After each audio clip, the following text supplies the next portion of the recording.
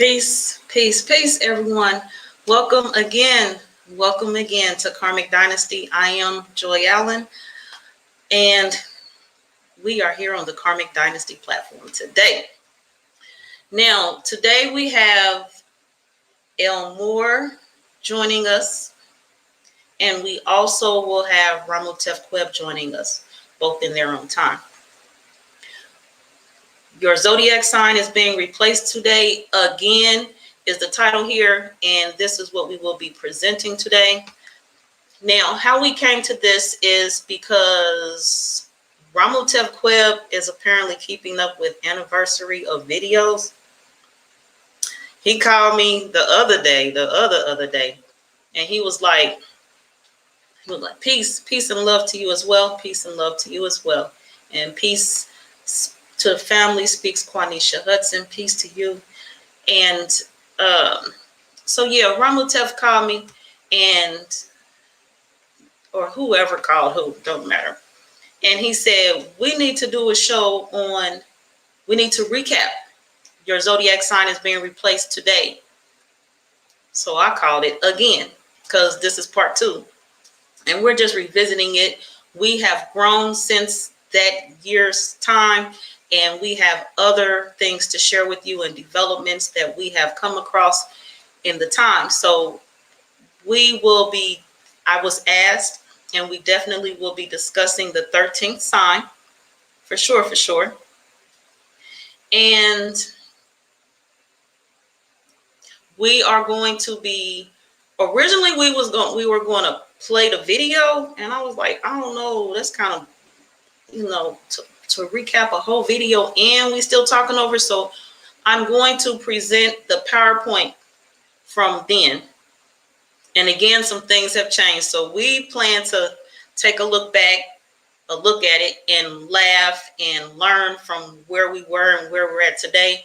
And you will see, if you watched the first one last year, you will see not all of the slides that were presented before are here.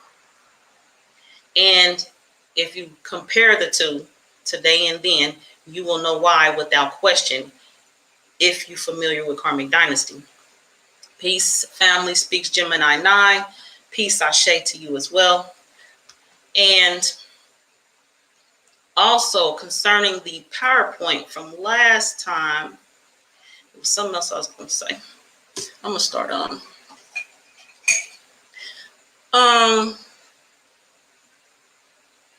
We're going to be recapping and looking at things that have changed. Oh, so I was going to say, now also what's different, what's changed is, for sure, there is someone who was on that video last time when this originally aired, and they will not be here today. And again, if you are familiar with Karmic Dynasty platform, you know exactly why that person is not here today. So we're not even going to talk about it. So I'm glad that I was like, I don't know if we can play the whole video, because there were some things that I just don't want to look at right now. Some people, places, and things I'm not looking at right now. FR. Now, of course. Let's talk about right quick my upcoming tour schedule. So I will be in Washington, D.C., August 21st. I know Ramutef Qeb has publicly announced that he will be there, so I can tell you he'll be there. And that will be, hold on right quick, Saturday. And yeah, I don't have any more vendors tables available. All the vendors tables have been reserved. The vendors were added later, so all the vendor spaces are gone. That's my announcement for that. Now, also, I will be in Pittsburgh, of course, with Siba Ramutef Qeb, and that is September 4th. We have our Astrology Conference 2021, the Neteru Tuatep, and here is the information for that.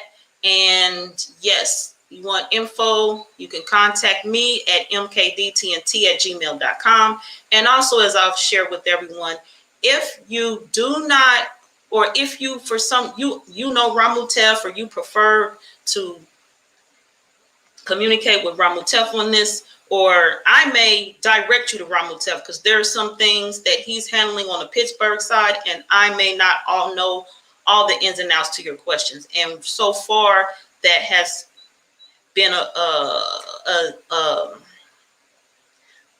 that has been the situation with some of the vendors concerning space and how much space and is available, et cetera, et cetera. So Ramutef Qeb will be here. Here's his contact information. You will see it again later as we continue. And so, oh, that's it. Yeah, astrology conference. Next, I will be in Columbus, Ohio. We have the Homeschool Evolution, September 18th. Some of us are coming to the table, and we're creating a how-to guide on the ease and transition of homeschool. And to the people who are new, who don't yet have children, or they're not that age yet, it will be a guide on how to get started. And then another part, like I said, will be the ease, the transition from public private school to homeschool, et cetera, et cetera. And then, of course, I will be in Detroit again by demand. I had some people say if I don't come, they was coming to get me. Detroit, I will be there October 16th, and we have they wanted me to speak on magic again. And of course, as I mentioned, I'm not about to lecture and talk, y'all look at me. So that's that.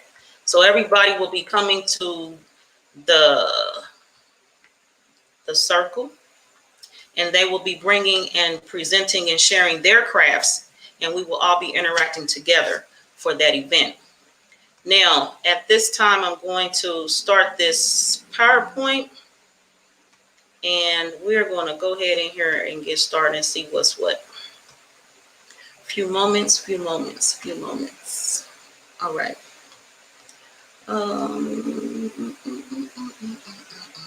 Here we go. Okay, this is the cover. Now, hold on, where am I at? Hold on, let me see where I find out where I'm at. This is background. Wrong. And here comes Ramutef as well. So give me a few moments here. Where am I at? Oh, I'm at the end of the PowerPoint. Okay, present. Bring Ramutef in. Peace, Ramutef. How are you? Welcome to the platform. Your mic is muted. When you're ready, we're ready. There you go. Peace. I'm trying to get the connection right. But okay. Peace to everyone. Peace and love to everyone. How's everybody doing today? This is a lovely occasion. I love it. It's like a New Year's party all over again. So I explained how we are here today. I share my events, my upcoming lecture tour, and we were just about to look at slide 1. So tell everyone who you are, what it is you want them to know about you, and what to expect with today's presentation, et cetera, et cetera. Gratitude. All right. Anouk Ramutef Qeb. I'm Ramutef Qeb. I am a scribe and keeper of Tep-Tan of the Temple of Teshupara. I'm also a master astrologer and a divination practitioner. I also do readings, things of that nature. Today's topic is just on a special occasion because it was more of the insight and the how they say the uproar within a person to realize actual placements of the constellations and zodiacs and planets and things of that nature. And as much as I study this, it has brought me a long way within my own knowledge as well as in others, and the way that I'm able to provide clarity on certain aspects when dealing with what we call astrology. Sorry about that. I'm turning off the alarm. But today's topic is on, just recapping a little bit about it, and then just go about our experiences moving forward. Since this day, the things that we have all learned as a collective, as well as for myself, and just the events that are going on in the world that we can try to play a part of, how you say, predicting. Okay, thank you for that. Can you see the comments on the screen? Give me 1 second. If not, I can read for you. Yeah, go right ahead, please. Okay. Someone wants to know, and this must be on my Karma Deal What Facebook group, maybe. Will you be explaining why there are different zodiac astrological charts, like sidereal as an example, and Vedic astrology? Why are there different astrology types? Oh, that's gonna be. Oh, I wish I should have gave you a slide for that one. So one thing, one thing I want to cover over. So everybody, sit down, put your seatbelt on. We're about to go to space real quick. We're gonna start off in the firmament. So the firmament, as we know, is what we see above us at the sky at night. In Meta Nature, we know her as Newt. But when the sun Ra goes down, you don't see Newt because Newt has disappeared, or she's laying on her mate, which we call Seb the Earth. So in the sky and the firmament, you'll see certain stars, or you know certain patterns and things of that nature.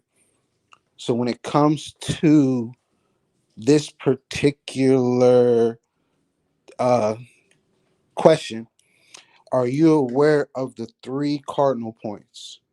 A lot of people are not too aware of the cardinal points, which makes the different types of no doubt, the different types of charting. So based off of a way to do it, you gotta understand the solar aspect, the sidereal, and the lunar. So when it comes to a chart itself, most charts you'll see with 12 signs. Some now you'll see with 13, because a lot of people are not aware of 13. Also, a lot of people are not aware that there's actually 16 signs in the zodiac, but we're not here to talk about that today. When it Not comes today. Not today. And that question came from Heather Bell. to Heather Bell, all right, bet. Yes, I appreciate you being here, Heather. Peace to you. Peace to you. So, all right, so let me get to it. So when dealing with the three different types, you gotta understand that there's cardinal points. Of each one has a particular star to go by. Some do, some don't. So when it comes to dealing with sidereal deals with the actual placements of the star even better. I appreciate that. As you see on Yeah, the this screen, is slide one. I didn't even know what I haven't looked at the slide. I just took out what was necessary to take out. So Mhm. yeah, I told everybody I'd share. So here goes slide one. All right, so I'm gonna try my best to break this down for everybody, so everybody can see the difference. So if you look in the middle, the best way to describe it, you'll see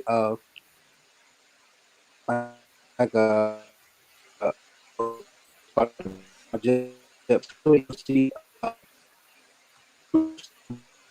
with Hold on, Ramutef. Start back in the middle. Do what? if you look to where you see tools, right, you'll see that's like in the middle, you'll see a fountain with the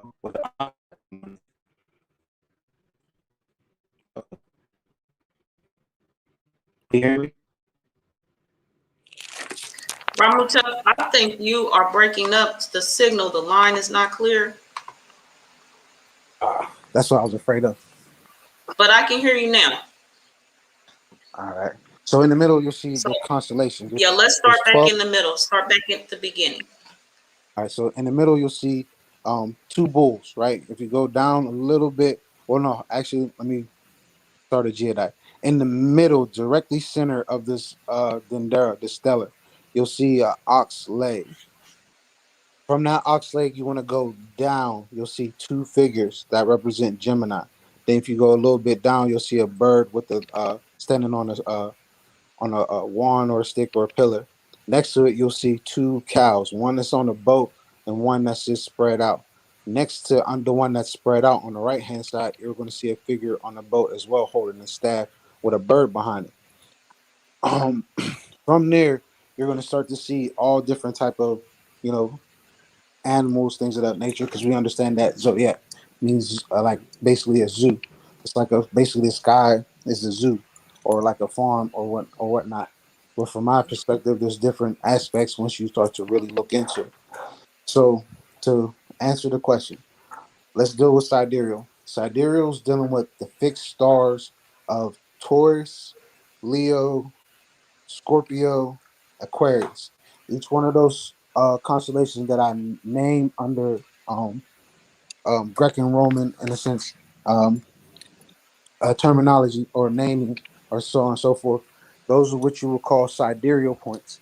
Those are what you will call the Shimsa Haruz. Those are what you will call in dogma the four angels, which is Michael, Raphael, Uriel, and Gabriel, and so on and so forth, and also the four corners of the earth, so on and so forth.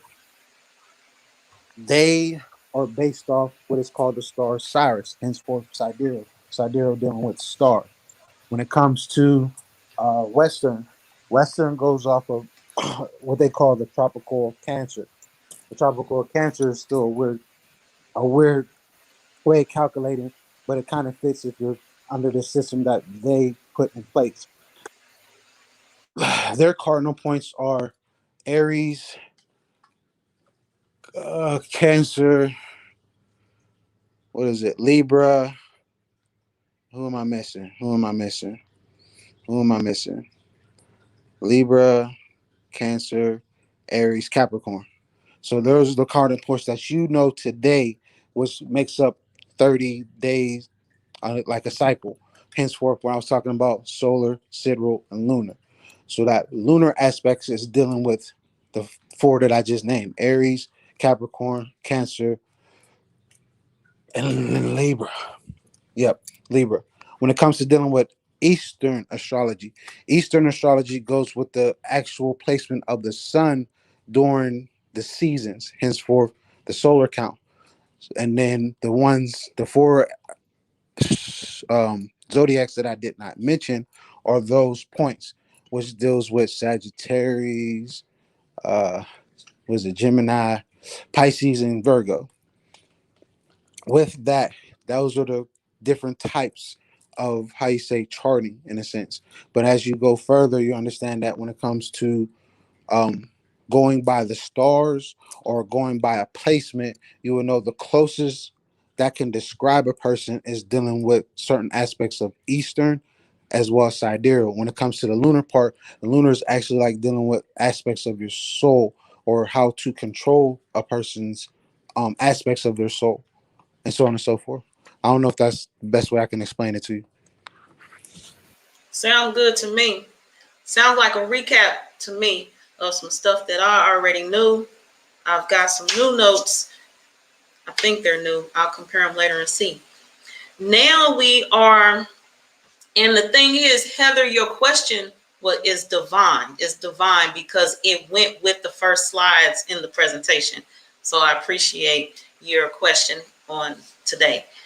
Now we are going into the next section, and Ramutef.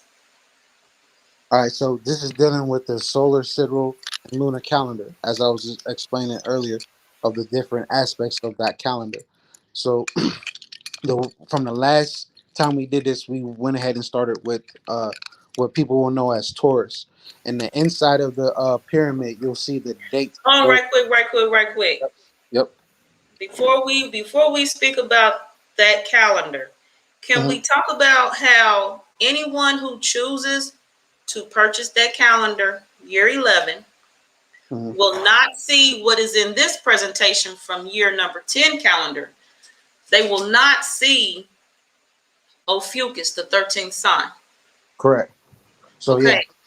We yeah, just just giving y'all heads up. You're not gonna mhm, see that in the year yep, 11 calendar.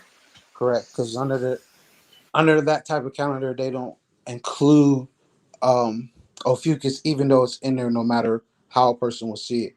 And that will, as people that are aware or not aware, Ophiuchus is what is called the 13th sign. There are also, I'm about to talk about the 16 again.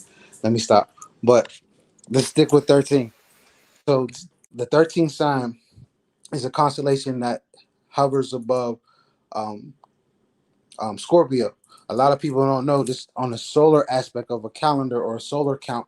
The sun itself passes through what they call the ecliptic, and that ecliptic is like a visible line that that they use to track how the sun goes through each and every sign of the zodiac. A lot of people don't know that Scorpio, the sun only lasts in Scorpio of an amount of 7 days. So when it comes to the zodiacs, a lot of people are not Scorpios. There's only a select few people that are Scorpios, like real Scorpios. But at the same time, if you really want to go into details, then you would know that Libra is part of Scorpio, Scorpio itself, and then Ophiuchus is Scorpio. There's how you say three different type of Scorpio people, but they got breaking down into different categories. One getting left out, the other two staying. So with Libra, Libra will be considered how they say the claw of Scorpio that got cut off. The best way that I tell people to envision this, if you remember that old school movie called Clash of the Titans, and there's a story where I can't remember the dude that got transformed into that beast, and he ended up getting his hand chopped off. So when he got his hand chopped off, he ended up getting like a Triton. And then as you go through the movie, you understand that they went against Medusa. They chopped the head off Medusa, put it in the bag. That same guy whose hand got chopped off pierced the bag. And when Medusa's blood hit the floor, scorpions came out. A lot of people kind of didn't notice that. So it's like them telling you a story within the story that goes according to the stars. Because when you look at the royal families, there's four sets of royal families in a sense when it's dealing with the stars. One being with Perseus and we call Andromeda and Cetus and so on and so forth. And then you got the Zodiac family. Then you got the what they would call the Kemetic family and so on and so forth. And then what they call the deacons and so and you know, let me stop from right there. So explaining that part, when it comes to the chopping off the hand or of Scorpio, that's how I correlate it when I watched that movie, because that movie basically shows you how they were making a story out of the stars to make it into like um, a full film for our entertainment. But if you really look into it, they have so many astrological depictions within the movies, and then what they based off the individual they call Zeus or Jesus, you'll start to really see it. And it's pretty amazing how they did it and how well they hit everything in there. Because when you start to look for certain angles within the stars and certain constellations, you'll start to see Perseus being in this certain area, chopping off the hand, and so on and so forth. And then that also correlates with the story of Medusa as well, of how they chopped the head off Medusa. Because a lot of people are not aware, in a sense, that those three constellations of Sagittarius, Ophiuchus, and Scorpio are what you would call the Gorgon sisters, or how you say Medusa and her sisters. And then you also know, if you go into the what's it called, the Gnostic part, you understand that's the point of origin, in a sense, when it comes to dealing with the goddess of wisdom known as Sophia. And then if you go into other pantheons, you understand that those are the three goddesses that you will find in, like, pre-Islam and things of that nature. But we're not here to talk about that. So moving forward. So when it comes to the constellations, a lot of people are not aware when it comes to dealing with sidereal, or the actual movement of the sun or solar count. The dates that you see are in Gregorian counts. From that Gregorian counts, you understand that most people will know, Taurus would be April 20th to May 20th, when in all actuality, the constellation, or I'm sorry, let me go right back. So a lot of people are not aware that Virgo, Pisces, Leo, and Taurus are the most days when it comes to the solar count. Taurus and Leo are kind of tied in a sense, but it all depends on seconds, minutes, and time. A lot of people who think they are Tauruses and Gemini are really Taurus. But those Tauruses, in a sense, they go from, April, but it doesn't start until May. So those who are born between April 20th to the 30th or 31st, depending on how they do their calendar, those individuals are actually Aries. But then you'll start to know that Aries, the sun doesn't even move through Aries, and that's why when we get to the slide of Aries, the instance of why we call Aries Amen, you'll get the correlation of why that sign is hidden. When it comes to the season that we are in now, it is Shu and Tefnu, or what we would call Gemini. But most people who think they're Cancers are really Geminis. So in the triangle, you'll see the date of June 21st to July 22nd. But as you can see above on the right hand side, you'll see that June 21st to July 19th is actually Gemini. So the dates that we're looking at, a lot of people are not too aware of it. But if you go back to the first video, we kind of explain it just a little bit. But now I'm going to just break it down from each point in turn. When it comes to the meta nature of these natures that we're using, they are used in certain different types of algorithms. But for this one, I'm not going to speak on it too much or speak on the correlation unless you want to have like a one-on-one with myself. When it comes to the next constellation, we're dealing with uh, Cancer, what we know as, well, I know as Kepler. So certain Cancers are from, they have put down from June 21st to July 22nd, and then they also have Leos who are July 23rd to August 22nd. The thing about this particular sign, it heralds what is called the Rempet, or what is called the helical rising, where the star Suptit and Ra, which is the sun, rises together in front of the Giza Plateau, indicating that we have made 100 or 360-degree movement, or indicating that we have made one complete revolution around the sun. So most people who think there are certain Leos, you're definitely not a Leo, you're definitely a Cancer. You may have some type of attributes depending on what other aspects are in your chart. But I should have said in the beginning, one thing that you also have to realize is that we are all these signs. The only difference is that we have more power or more different characteristics in certain signs than other people, which makes us a correlation or a menagerie of different type of what they call it, what's that word, uh how you say, like a descriptive nature, if that's the best way I can put it. Because for the years and eons and years of their studying us, as a collective, you start to see certain correlations when it comes to these certain signs. I was having a discussion yesterday with a couple um, bright individuals, and we started to learn about our rising signs and how our rising signs kind of pinpoint to us certain attributes or lightness of certain animals or bugs or birds or fishes and so on and so forth. And some of us even have what we would call like extraterrestrial features, so on and so forth, depending on what your sign is. And some of us know the rising sign is the ascendant, right? Correct. Okay. So, and on the chart, you'll see, I think it's AC. I think they put it as AC on the chart, but we'll get into that later. So, when it comes to Yeah, or ASC. ASC, Mm-hmm. ASC is the abbreviation for ascendant. so Yeah. I appreciate that. Thank you. Go So, ahead. when it comes to Leo, so we're in the constellation of Leo, what we call Heterokuti or Sekhmet. Most Leos are kind of like Virgos in a sense. As you can see the date, you'll see that up top is August 10th to September 15th. When it comes to those that know what the Western chart, they'll see that it's July 23rd to August 22nd, and then Virgos who are August 23rd to September 22nd. So most people who are born in that month of September, or that first initial part of September, or the halfway point in September, are really Leos. And I congratulate those who are, in a sense, but at the same time, we got to definitely control these different attitudes or mindsets that we have. This little triple thing that we got going on.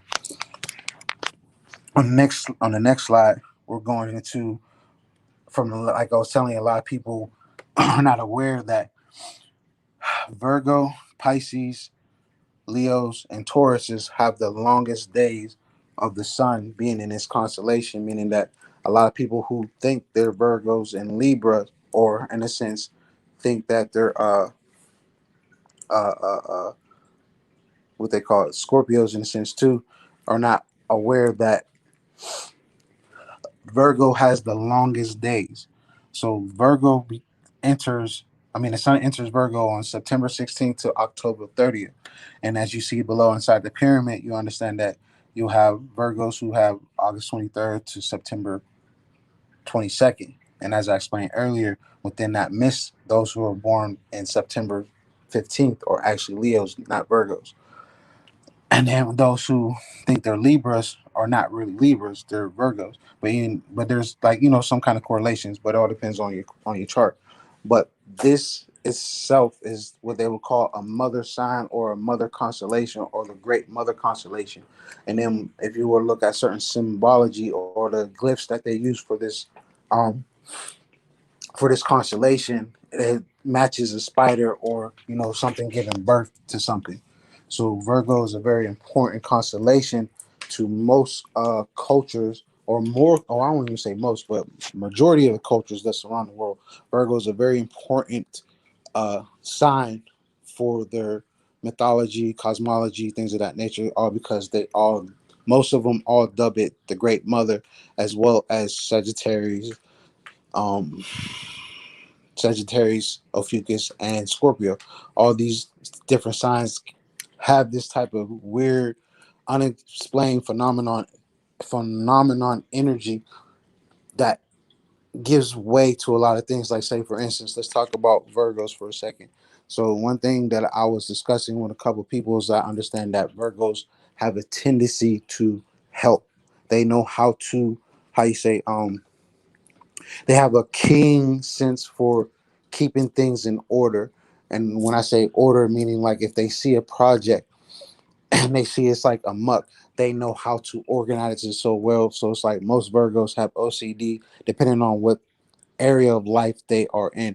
And most Virgos are, how you say, are in the health field or some kind of part of health field. And then a lot of people don't understand that Virgos are what you would call, what I would say, a Hamet, or a Iya, or how you would say a witch in a sense. Most Virgos or have a lot of witch qualities. There's certain signs that have a lot of witch qualities, but again, that's I'm just rambling a little bit too fast. But I appreciate this. You are perfect, Ramutef. Continue, continue. All right, so then we get to the next one when it comes to dealing with Libra. So most Libra people, the only reason why they feel like they are Scorpios is because of how that sign is a part of Scorpio. So a lot of people don't know that Scorpio, it's like I said, it's only 7 days when it comes to that energy. But Libra is a part of Scorpio, but it got changed into its own sign. So when it got changed into its own sign, we understood that. For myself, I would know it as Upawat. Most people will know it as Ma'at. But some people will also tell you that Virgo is Ma'at, all because you have the mother holding the scales and things of that nature. Um, Within the pyramid, you'll see that, again, most people who think they're Scorpios, October 23rd to November 21st, are not actually Scorpios. They're what we call Libras, or what we call Upawat or Ampu or Ma'at, or having that balance because of the characteristics that these individuals carry. Most people don't understand that Libra itself is dealing with, how you say, from what I learned so far, they would consider this sign a sign of karmic relationships. So depending on where it's at in your chart and where it stands out the most, if you're trying to find things within your chart, if you know how to read a chart in a sense, or if you want to get the chart and you will see where Libra is at, that will indicate a very big part of your relationship. So now we'll go to the next slide, and those who think they are Sagittarius are actually a mixture of Serket, which is Scorpio, and Ophiuchus. So Again, when dealing with this particular constellation with Scorpio, it all depends on minutes, seconds, minutes, and hours, depending on how fast the sun is moving within, the cosmic, what they call it, the cosmic, the galactic center, what is AKA the Cosmic Records. The sun has like a pause. It's pretty weird. It's pretty cool and pretty weird at the same time. But a lot of energy that comes from this type of constellation is very deep in its core. But when it comes to the dates, you'll see that the dates of Sagittarius is dealing with that particular Western chart.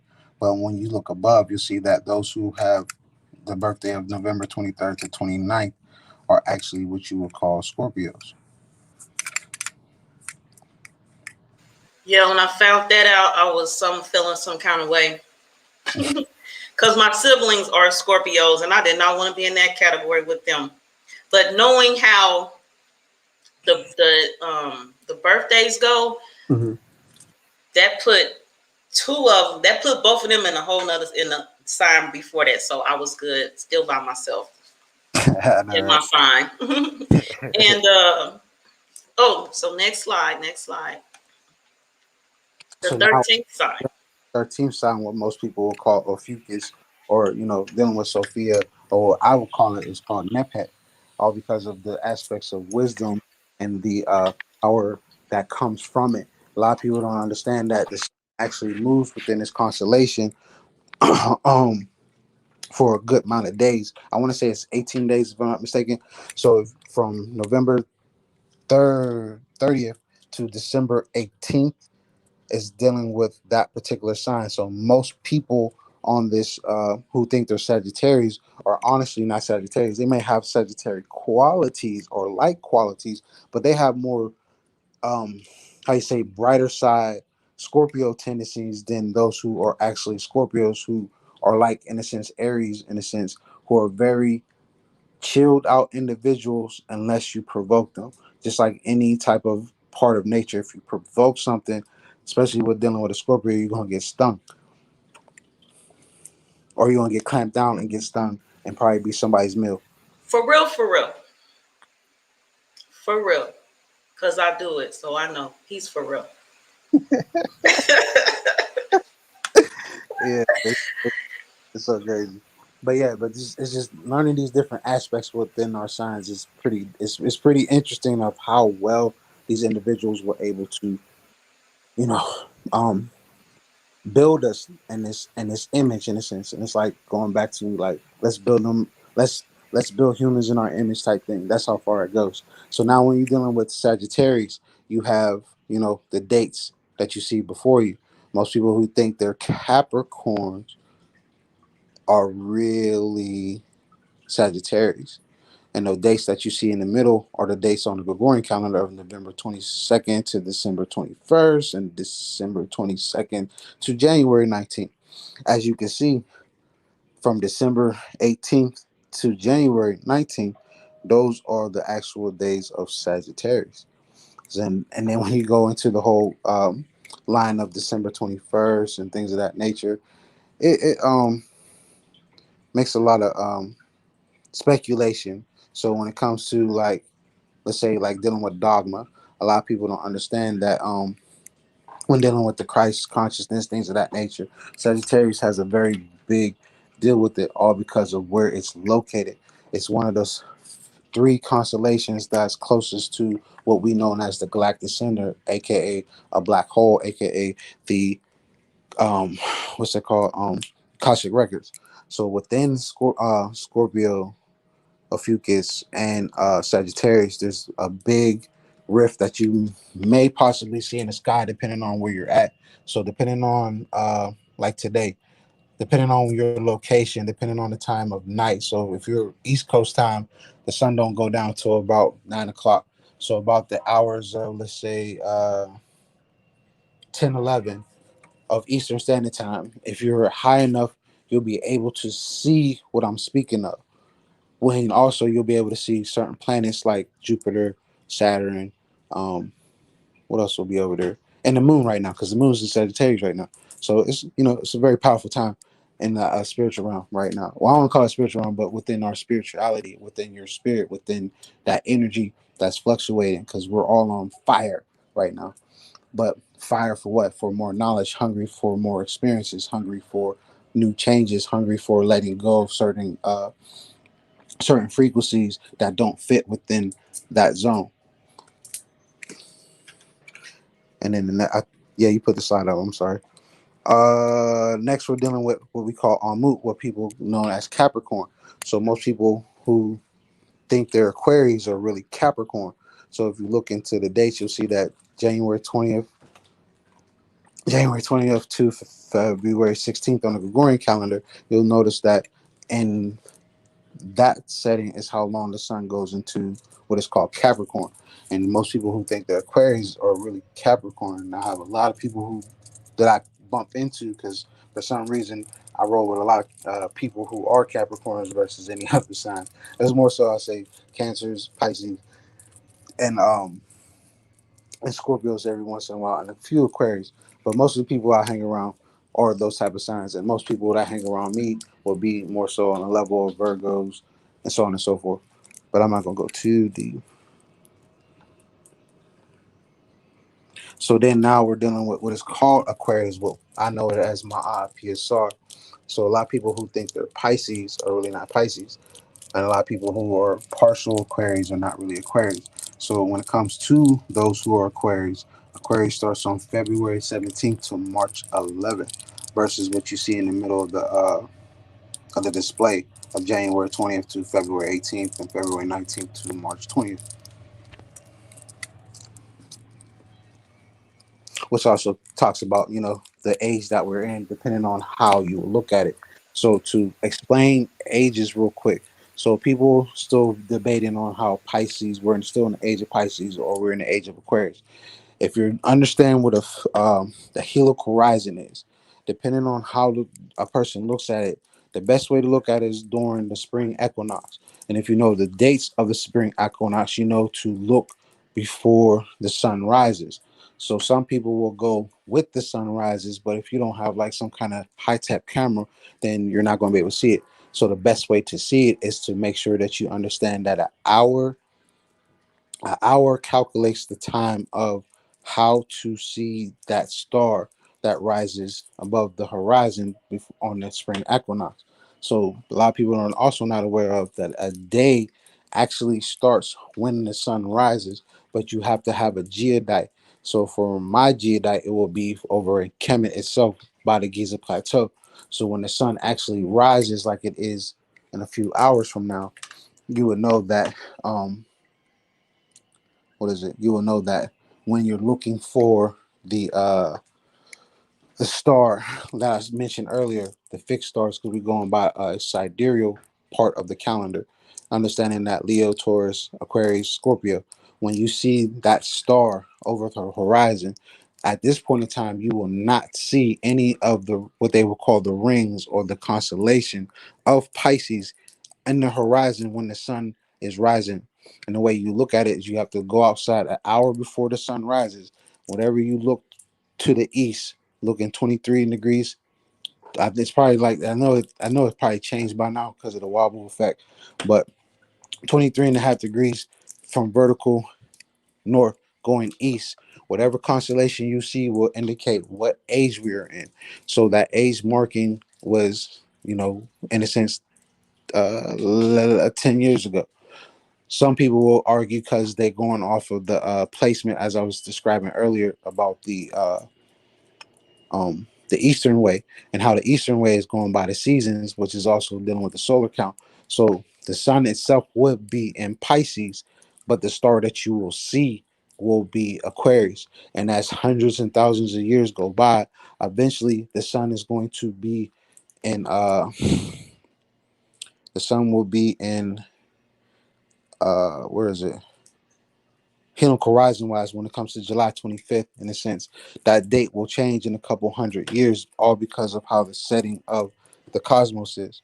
So, even though I'm going beyond what I'm supposed to be talking about, but I just want to point that out that And in some more 100 years, as we're in the age of Aquarius, where we are in that, how you say, the in between line, or the, how you say, the transfer of powers, when that chart that you've seen earlier on the Dendera, you'll see the seraphim and the cherubim. Those individuals are the ones who transfer the power of the ages. Because if you count them, you're going to count 12. When you start to look at their hands and things of that nature, that is the markings of, how you say, the transfer of power or the transfer of an age. They are, how you say, responsible for the transfer of the ages. So where we're at is in the middle of their hands, going from one transfer to the other. Let's say, let's go pick, it don't matter which one, you can pick either one. Yeah, that will work. So if you go to the middle of their hands, you'll see that their hands are touching. That's them transferring the power of each age. So that's the type of transition that we're going in. But if you don't understand what principles you're gonna have to find the principles of finding out. And the way that we found out is by going an hour before the sun rises. Even with the how you say, all the seasons as well, because you don't only just do it there, you have to do it for all the seasons in order to calculate how we're moving through the cosmos, through what we call our Milky Way galaxy, aka the black hole, and so on and so forth. So going through that, some people will still tell you, oh, we're still in the age of Pisces, which is in a sense true. But if you understand the principle of how to learn about sidereal, then you understand that the star that's within those constellations will tell you what age we're in, will tell you the direction of how things are going. And they'll also tell you how we're shifting into this mixture of feminine slash masculine energy, but it's also in the age of knowledge, technology, expansion, getting away from falsehood, getting away from how you say, that dogmatic thinking, in a sense. So yeah, I apologize. So now, No uh apologies. No apologies. speaking of Pisces, or now we're talking about Pisces, those who think they are Aries, in a sense, are really Pisces. And there's a lot of people that I know who are Aries, who think they're Aries, and they're really not. Because after I do the charts and things of that nature, you know, it's tomatoes tomatoes with them. My whole thing is, with me, I've given you I've given you not even just my truth, but what it actually is in the stars. Whatever you take it or not, that's up to you. If you decide to stay under the system, that's all for you. If you don't and you want to understand self, then understand that these signs that we're giving you and the time frame of what we're giving you date wise, even if you still go by the Gregorian calendar, the dates that we're giving you are the dates of how you know this the energies of each and every constellation. So say for instance, with what I call set. Pisces is dealing with was it February 19th to March 20th, March 21st to April 19th for Aries. So and date wise, you'll see that it's March 12th to April 17th. And then this is when I was talking in the last broadcast, I wanted to bring up the constellation of Cetus, henceforth one of the, how you say, the 16 signs that I was talking about earlier. So Cetus is just a constellation that most people won't account for, but it all depends on your vision, or depends on how you see it, or if you're going to chart it. The reason why I say Cetus is one of them, all because the moon goes through Cetus, and other planetary bodies go through this constellation. Henceforth, that they also go through other constellations, like for instance, Bootes, the star group of Bootes, Camu Bernice, Aquila, uh, Orion, things of that nature. So when it comes to these charting system, there's an extra hidden value of energy for certain individuals on this planet that have these certain signs, these certain planets within these signs that we are not aware of. So when it comes to sidereal astrology means that we are those who go by the stars. So we're calculating the energies, we're calculating the distance, we're calculating all these different things that make up you, and also makes up a unique person or unique ability, depending on if your sign goes through. I mean, through if your planets or certain things go through these signs, because it's a very deep thing when it comes to dealing with time. And as I was saying earlier, In a last dissertation, that the biggest religion in the world is time. It don't matter what type of religious practice you are, just know that time is your, how you say, time is your God, time is your master. So if you understand that they control your religious practices under the code called time, then you start to know who. Uh, Let me stop from right there. Let me not go too deep on people. I'm sorry. Continue. It ain't too deep. We have our pen and paper out. All right. Not too deep. We ready. We stay All right. ready. Let's go. So when it's dealing with these Gregorian calendars and any type of calendar, understand that our ancestors had our own way of time. They took us off our time. So in a sense, they took us from our practices, and we all were under of one practice until they came in, did what they did, and they figured out that time controls us. They see that we figured out how we are with nature, and they took that aspect or that power from us. Well, those who deal with sidereal, in a sense, we're here to give that power back to you, because you have to understand who you are as a person. So when most people are now on the I won't call it the bandwagon of understanding that you are all the signs, they are very correct. You just got to know what type of area of your life or expression, or the what's the word, um, descriptiveness of a person within their signs. So for instance, for like myself, let's go back to ascending. So with myself, I have a Taurus ascending, meaning that when you see me, you see a Taurus. When you talk to me, you're talking to a Leo. When you're thinking of me, you're thinking of the Pisces me. So as you start to go deep and deep into your chart, you start to really break down the aspects of who Ramutef is, who Joy Allen is, and those who are in the audience. So that's how crazy it goes when it comes to breaking this stuff down.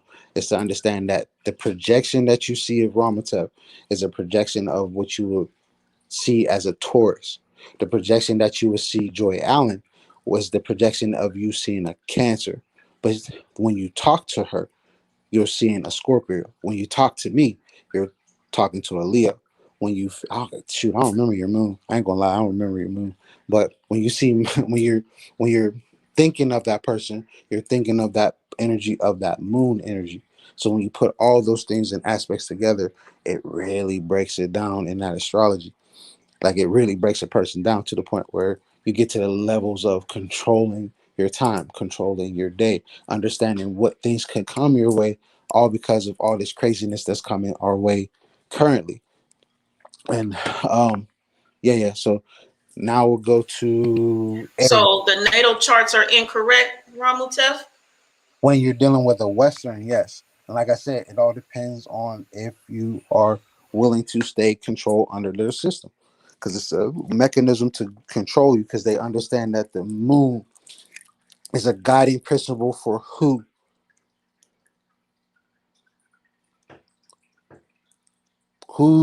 who is governed by the moon, no matter if it's your sign or not. Who is governed by the moon? And we spoke on this, I think, in the last dissertation. Women.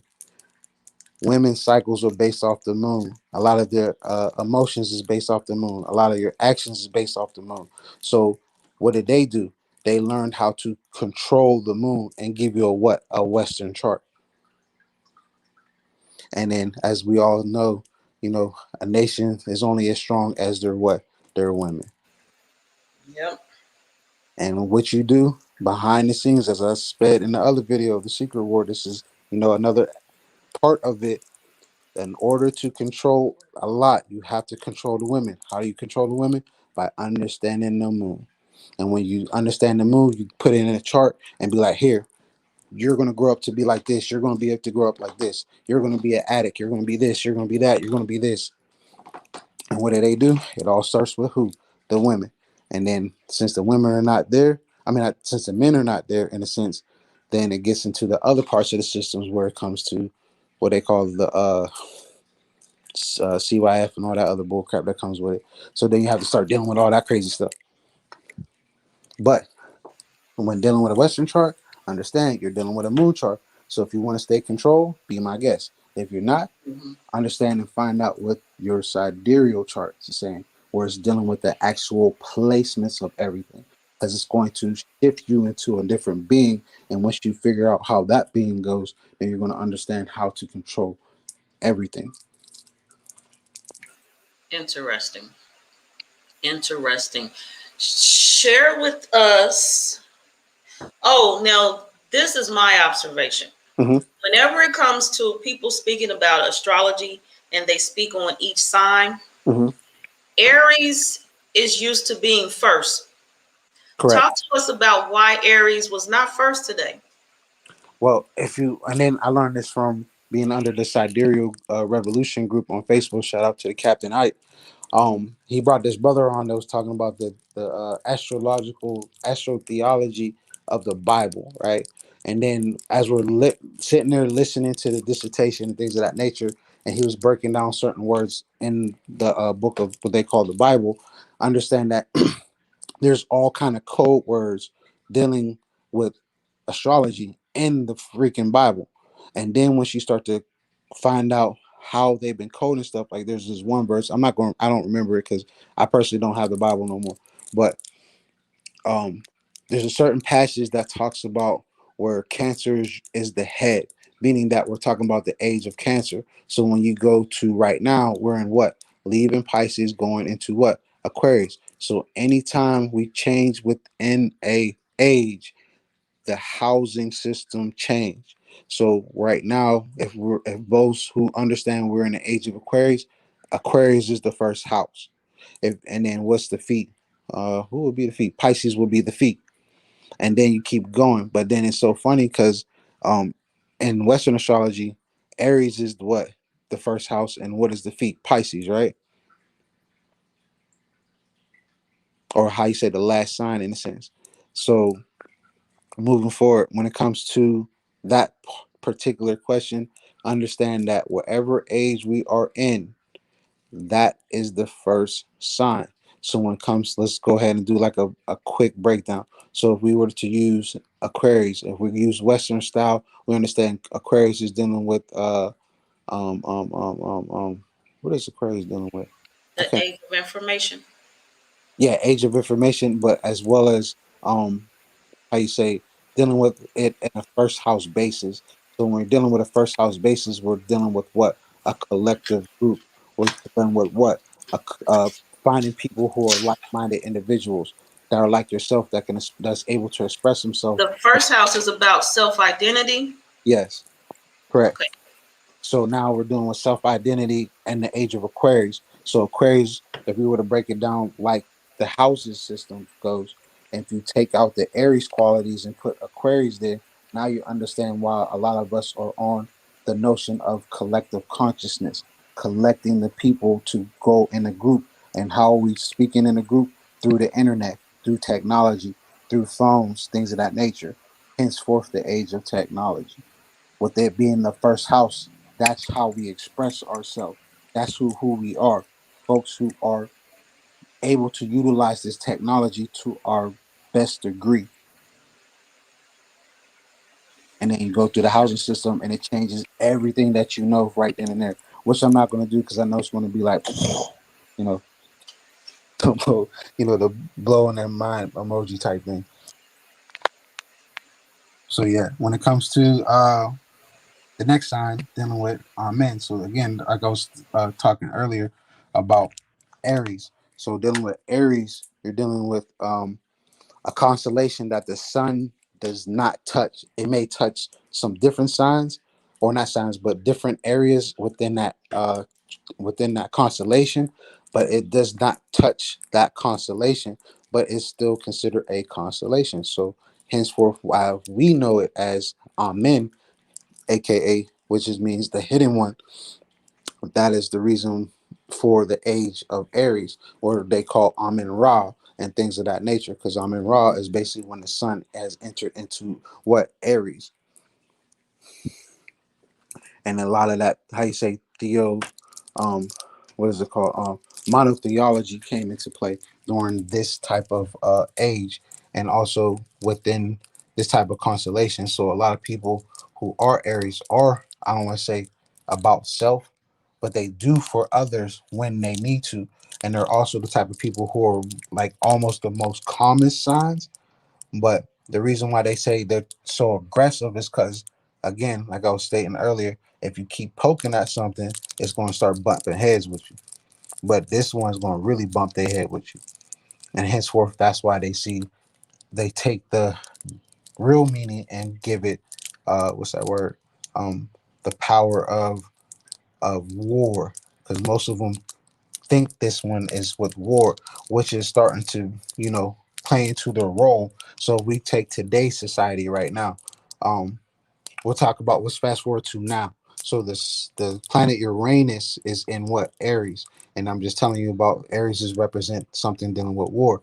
So when it comes to Uranus being in there, it's how you say a notion of rebellion against a lot of things, rebelling against a lot of spiritual practice, depending on where the constellations at in the sky or below us will indicate how you will go about taking that energy of Uranus within Aries and taking that fiery passion of actually learning when to sit back and when to attack.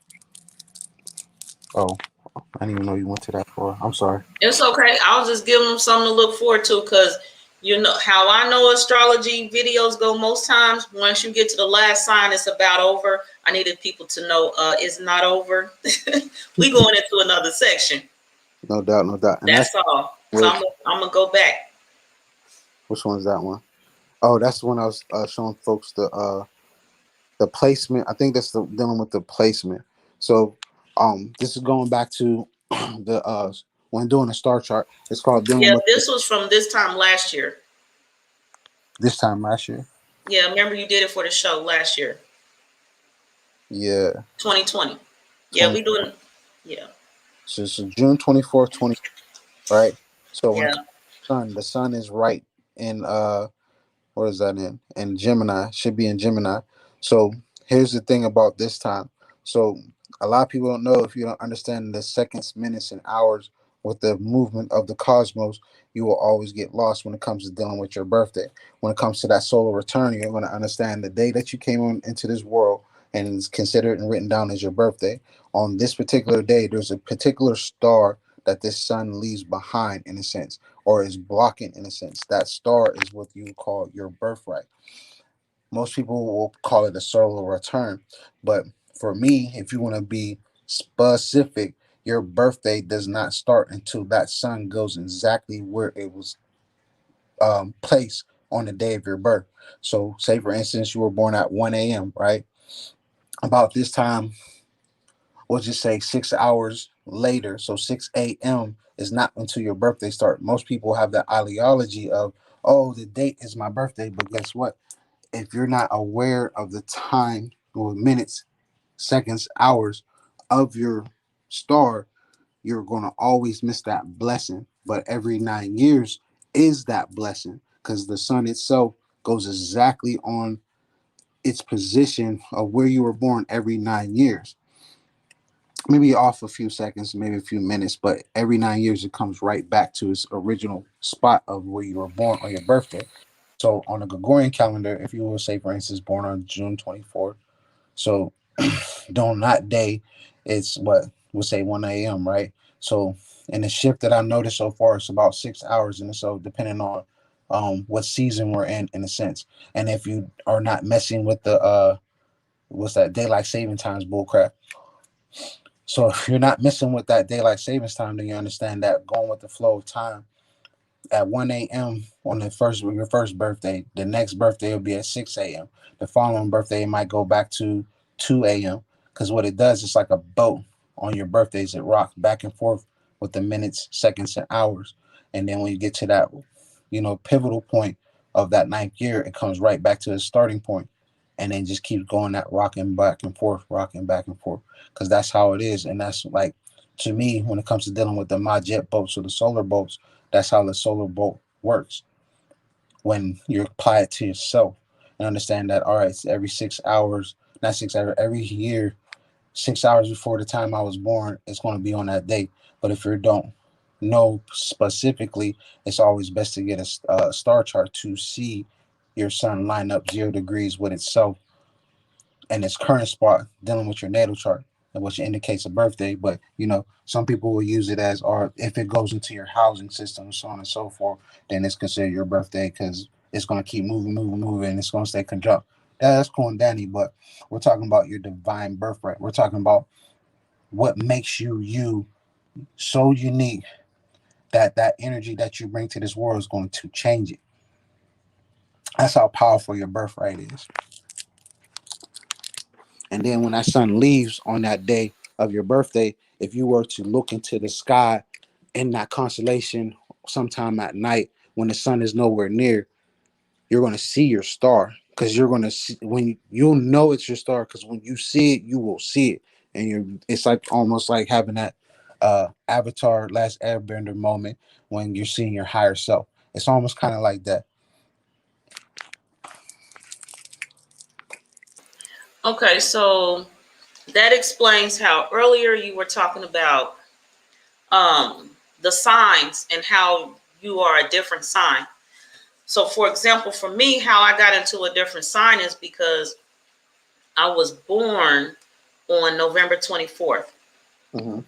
Over time, the star that was with the sun moved. So my solar return, my birthday is actually November 14th, 10 Correct. days before the day I was born. And that's if you're going with the Gregorian calendar. If you're counting with the Gregorian calendar every year, you understand that every year it moves a day of a 7 day calendar. Every 4 years, it moves 2 days. So by the time it gets to your birthday in a certain particular time, it's no longer the day of your birth. However, how the universe works, every 9 years on your birthday, it comes right back and exact, but then it just keeps going in different manners. So as you start calculating, depending on the place of your birth, what I told people is learn and find out the Hinoch horizon in your area. So the best guiding star is what? Cyrus. Use Cyrus and Ra to figure out what is the Hinoch horizon, meaning when the star is aligned with the sun in the area of your birth. So say for instance, if you're in excuse me, in the certain parts of the East Coast. We'll say the northern part that we know as north, even though it's south, but the northern part of the East Coast.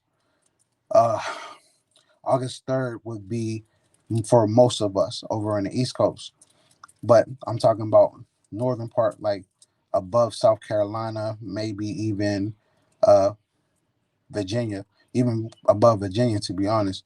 In that particular area, the sun and Cyrus rise in unison on August 3rd on the Gregorian calendar. So, depending on when your birthday is, understand that the geodite is what? July 25th. So, if you subtract August 3rd to July 25th, you get 10 days. So, what does that tell you?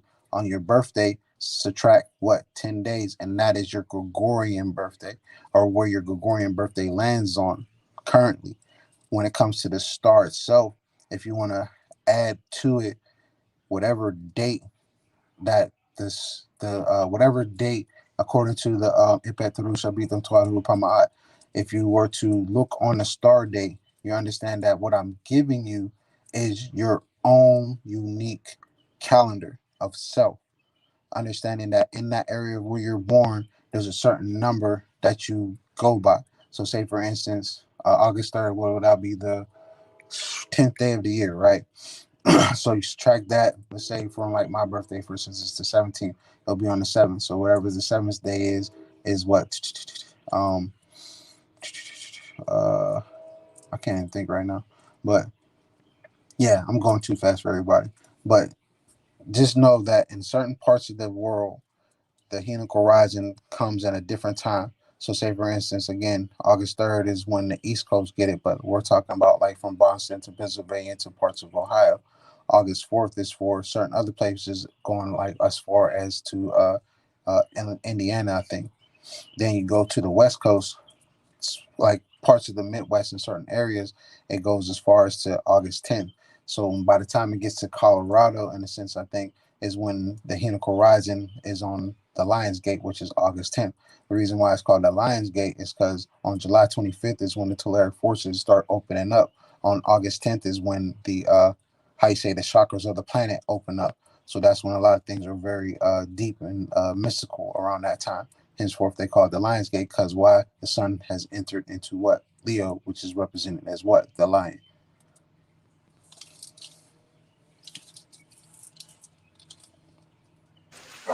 Thank you.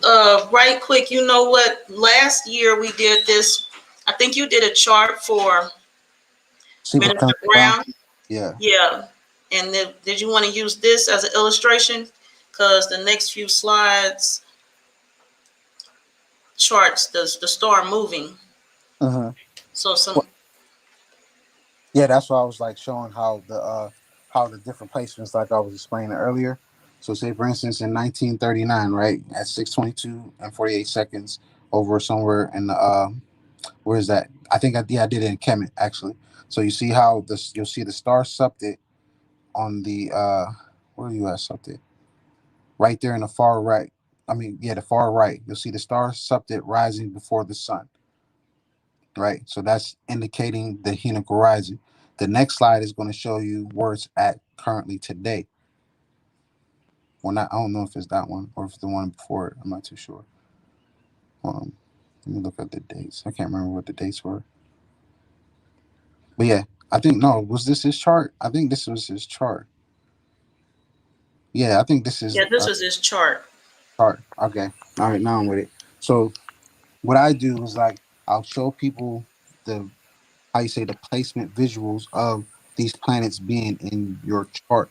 So when you look at a chart, if it's not a sidereal chart and you use a Western chart, the way that you would calculate certain things is through what they call it I think it's Fagan Allen or Lahiria. Those are the closest to using a sidereal chart. If you want to use certain sidereal charts, there's certain. I think there's a couple of them. There's a few of them that are pretty dope. One is for the one that I'm trying to create, but that's probably not happening now. But I'm gonna do it eventually. Then there's the This one don't happen. We got you. We got you. that. But when it comes to the there's one that most people know of or probably use. It's called Prometheus.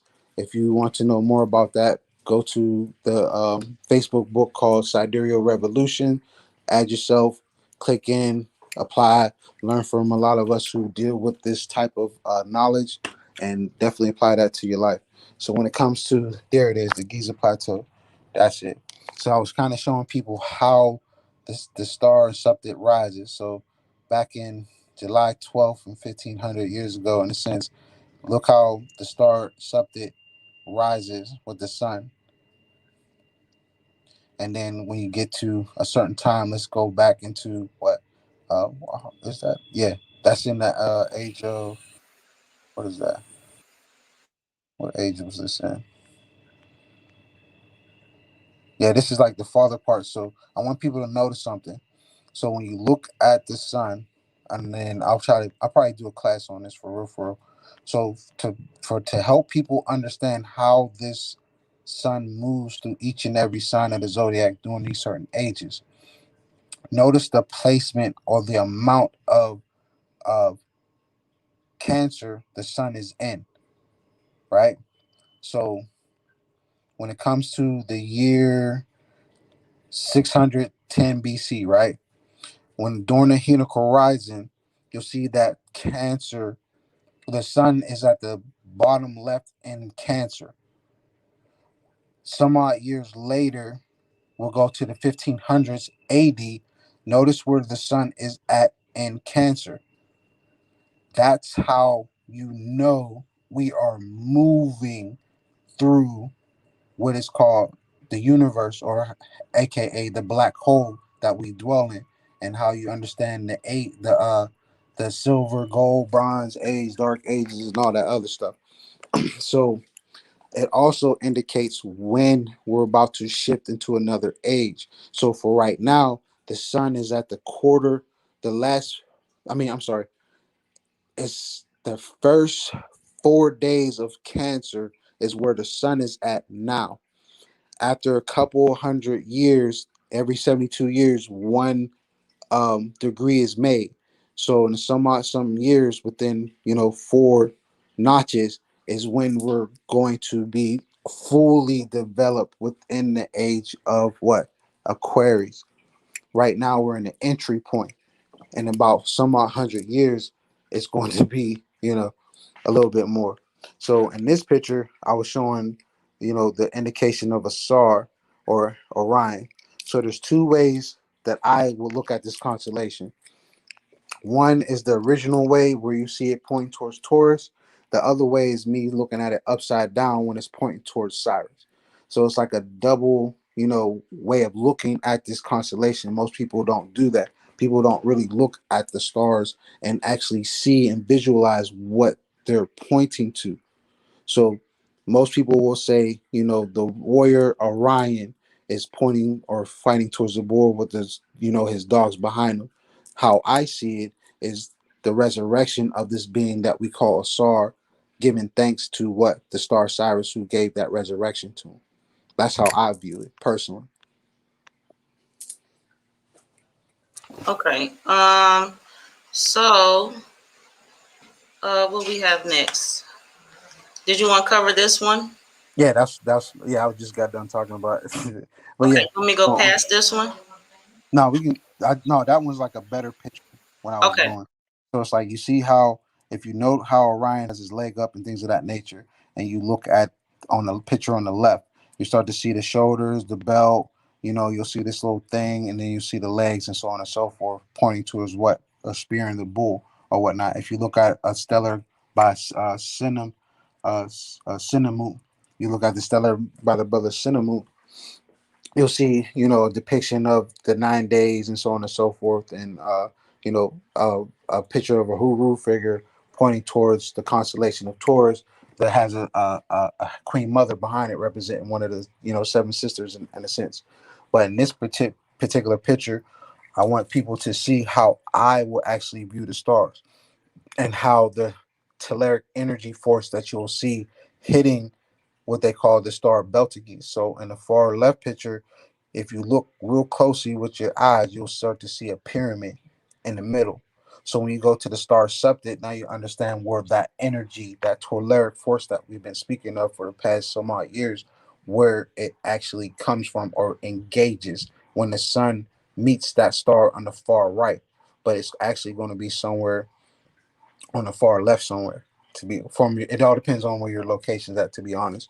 And then you start to learn that certain other areas around the world, the star itself will rise before it, but it's not as strong when it goes into the pyramids.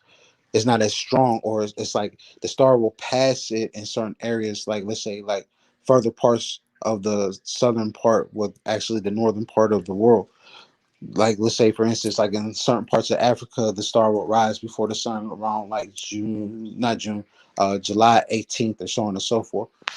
The reason for it is because of the replacement of the globe, not the flat, but tomato smiles. It all depends on it don't really matter what people think, but just understand that the star itself indicates how our world is built. And once you start to go by that star, you're going to be able to map our whole entire world, or what we call SEB. And once we start to do that, you're going to start to understand that we are actually on the map upside down in a lot of areas. And the reason why I say that is because we're on July 25th on a Gregorian calendar on a helical horizon that lined up on the Giza Plateau, Cuba, Orlando, I think, New Orleans, Houston, all line up with the helical horizon. So if you ever want to witness it, go to those locations. You don't have to go to Kemet to see it. You can go to certain parts in America, or if you go to the Cuba, if we're allowed there, and hopefully we are eventually. But if you go to Florida, Orlando, around the time when the sun is about to rise, you will see the star rise with the sun, and you're going to see this magnificent type of flash that is very uplifting. It's a very cleansing flash at that. It's a very upgrading flash. You go to New Orleans and see the same things. You go to Houston, you'll see the same thing. So you don't just have to go to Kemet. You can go there. And then in this slide, oh yeah, this was dealing with, yeah, we was doing Clemson Brown. So in this slide, what we did when we first created this version, um, we were playing with his birthday and bringing it back to this time, to that particular day of us doing his uh the program. So I was breaking down the houses and showing people how, these certain alignments deal with, so you could see the difference of Western, because Western's on the outside, but it's actually also indicating the 2000 or the 26,000 year precession. But if you want to go chart wise, I'm putting it all in there where you can see, the housing system that we all use today. The 12 houses is actually the outer ring, but it also indicates the 12,000 years, the 26,000 year cycle. The inner ring is the solar aspect that shows you where we're at and things of that nature. So now you'll be able to see the shifting of how their 30 day signs versus the actual placements of everything. And it's, as you could tell, as we described it, it's all what we just said. Right. And then I know, let me get the picture up here. You mentioned precession. Mm-hmm. Now, some people don't know maybe that the precession, so the outer wheel goes counterclockwise. Right. And that is what some people would call uh what they call astrology, zodiac. What was it they call it? Zodiac? Um, Astrology. I you forget. talking Goodness. about you talking about the housing system? I'm talking about the AKA phenomenon of precession is AKA Uh, the zodiac. uh, Zodiac. Yeah, yeah, the basically, yeah, zodiac. yeah, in a sense, Yeah. yeah. So the outer, so the stars are in the precession, so they go counterclockwise Mm-hmm. while everything else Goes clock. goes clockwise. So now you understand why they use that term for counterclockwise system when it comes to the housing system, and understand that you're supposed to be using what clockwise system. I gotta look at the book, but like again, go to Hmm. Sidereal Revolution, and you'll see a couple things. Because the captain of that ship definitely is a scholar of many names, but he definitely brings a lot of information to the people. I'm trying to find my charger. I can't even find my charger. This is crazy. So yeah, when it comes to like the symbols and things of that nature, so a lot of people. So actually, we're gonna just basically have class right now. So let's have a basic. Yeah, because the rest is coming. You must have forgot. It's in here. The class is in here. That's where it is. So a lot of people are not aware about certain aspects of astrology. Within astrology, each one has its own particular code or written keyword. So these keywords or influence that we use to predict a person's attributes on this plane or to help them collect the energy within self. So the way that I do it personally and how I teach when I break it down, and this is going to be basically part of it. So the sun, I always tell people it represents your soul. The moon represents your emotions. The Mercury represents your mind. Venus represents your heart. Mars is the actions that you take, whether they be good or bad. Jupiter is the things that expand not only within your life but within others. Saturn is the things that restrict you, limitate you, and build structure. Uranus is the planet of change. Pluto is the planet of power, addiction, obsession, things of that nature.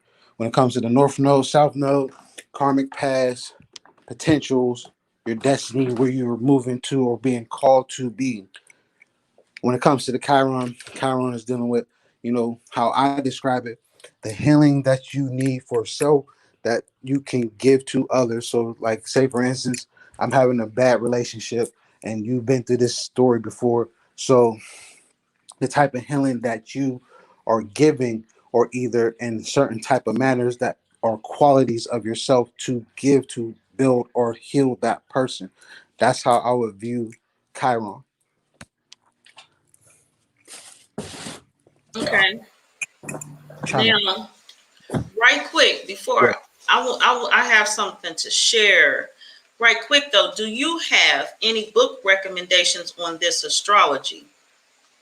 Give me 1 second. If y'all give me about a minute, I'm gonna go grab them. Okay, so while you do that, I'm gonna share what I'm sharing. And so this is my knowledge of the South Node. I'm gonna start there first. The South Node represents your past lives, so your karmic past, and it represents in the present time things from your past that you will be working on in this lifetime. And then the North Node, if you know where, with knowing where that's at in your chart and how to read it, it tells you what things to look forward to as a result of learning and applying yourself to overcome the events of your past, which is what you came here to learn and to overcome. And then it takes you into your north node, which is your next life and potential. Also, Chiron, that's the healer. And I know that's in my chart, so I'm familiar with that. And I'm mad it's not right here at my fingertips. And I have my notes from when I was studying Western astrology. This is before I knew all of this. And then studying this is how I came into a bunch of questions, which is how I got onto one of my guest appearances on Crumb TV. And where a lot of you know me from, and actually from the story, that's how me and Ramutef officially met. He was in the comment section posting stuff like, I didn't know what he was talking about and all that. So that's what I wanted to share on that. Right now, Ramutef, you here? You back? Okay, so he's still looking for those books. Okay, yes. Chiron is known as the wounded healer. And so you have to look up the story. I don't remember, but it's like he got hurt and then he couldn't heal himself. And basically, it means in your chart for myself, it means for me that when I am hurt, I just accept it. I suck it up, which is something my daddy would tell me to do. That's what Chiron means to me in my chart. It's the wounded healer who is able to heal others but unable to heal himself. So Ramutef is going to share the book recommendations. All right. So this one is on how you said the Master Book of Herbalism. This is going through um learning how to deal with certain herbs in order to, you know, learn more about astrology and the esoteric parts. When it comes to the tarot cards or the oracle deck that I use the Moon Oracle deck. Within this, there's a lot of things that you can notice, but if you're deep within certain parts of astrology, the way that I do these readings on there is, if you can see closely, I always look for, if it's going to focus. There we go. There's always signs and symbols in there, and understanding like certain aspects, things of that nature. But this is if you get, you know, what cards it sits. The E.A. Wallace Bud's Gods of Egypt. I don't like to show too much, but I will, just for the sake of it, just understanding that certain parts of within this book has a lot of the astro cosmology in it, but you know, some of the meta nature is definitely off. So, you know, if you learn it, then it'll be able to decipher a lot better. The current book that I've been playing with is called the Tarot and Astrology combination, because a lot of tarot is astrology. It's just that how well of astrology you want to go for. I also got 1 second.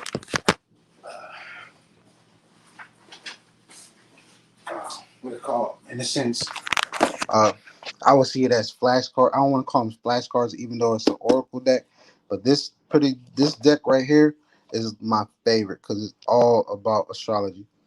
So the way that you deal with it is understanding that how they have is planets, signs, and elements.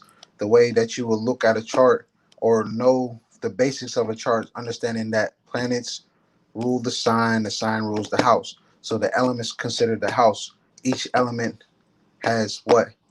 Three houses, right? Depending on what the three signs that it holds.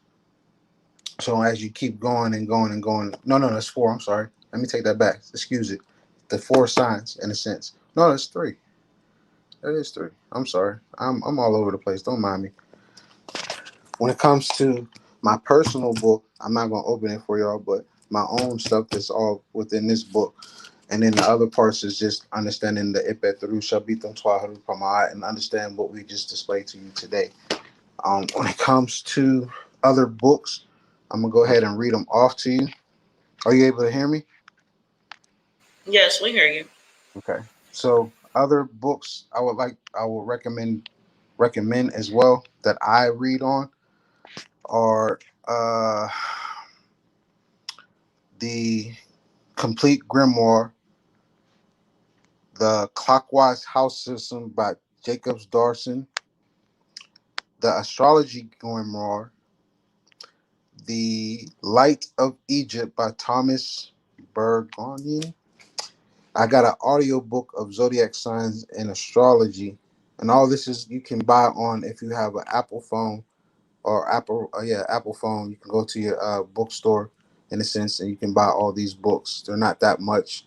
Also, when it comes to dealing with moon, I deal with the Moonology book by Yamsin no Yasmin Bolan. Yeah, Yasmin Bolan. Also, if you want to start to, understand certain deities, get the Encyclopedia of Ancient Deities by Charles Russell Coulter, Coulter, and yeah, Patricia Turner.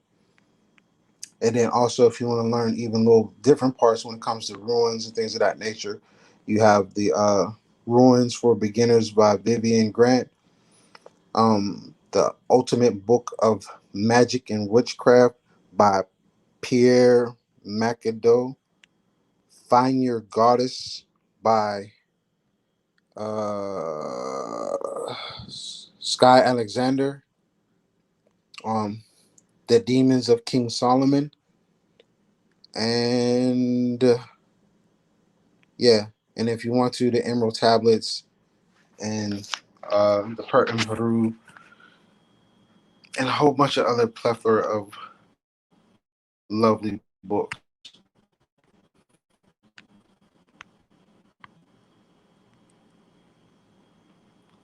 All right, there we go. Okay, I catch up. That was a lot of information. That's some knowledge right there. Uh, Gratitude for that question. Gratitude for that question. Yes. All right, so we're going into we have two slides left. Hmm. So this was the next one. All right. So this is what you call a housing chart. So notice again, it's with starting with the constellation of Aries. House system is devised of characteristics that a person is able to take on. But depending on your chart, the whole system kind of changes, but the aspect's still the same. So, say for instance, we'll take me for example, Taurus rising. So Taurus will become my first house. So when it comes to like I was talking about with the cards, I was talking about my cards in a sense. Understand that it goes planet, sign, house. So whatever is rising, if you were to take it into imagination dogma, understand that for me, Venus would be my ruling planet. So Venus is a very dominant thing with me. So with me, my Venus is in with my Leo actually, with my Sun and my Mercury, and with it being in third house is dealing with communication and things of that nature. So using those energies of Venus, which is the goddess of love, and using what I'll call Oshun, Heru, Pata. I'm a person that has that ability of opening doors. My looks get me where I need to go, in a sense, if I were to utilize those powers. When it comes to the way that I gravitate folks to me because of my earth body, and then with me having a what they call earth body, it's like I'm a grounding mechanism for people. In a sense, the energy that I give off is the energy of comfortness, safeness, security, um, knowing that you have someone who has your back, is very stable in what they do, and they do not budge unless provoked.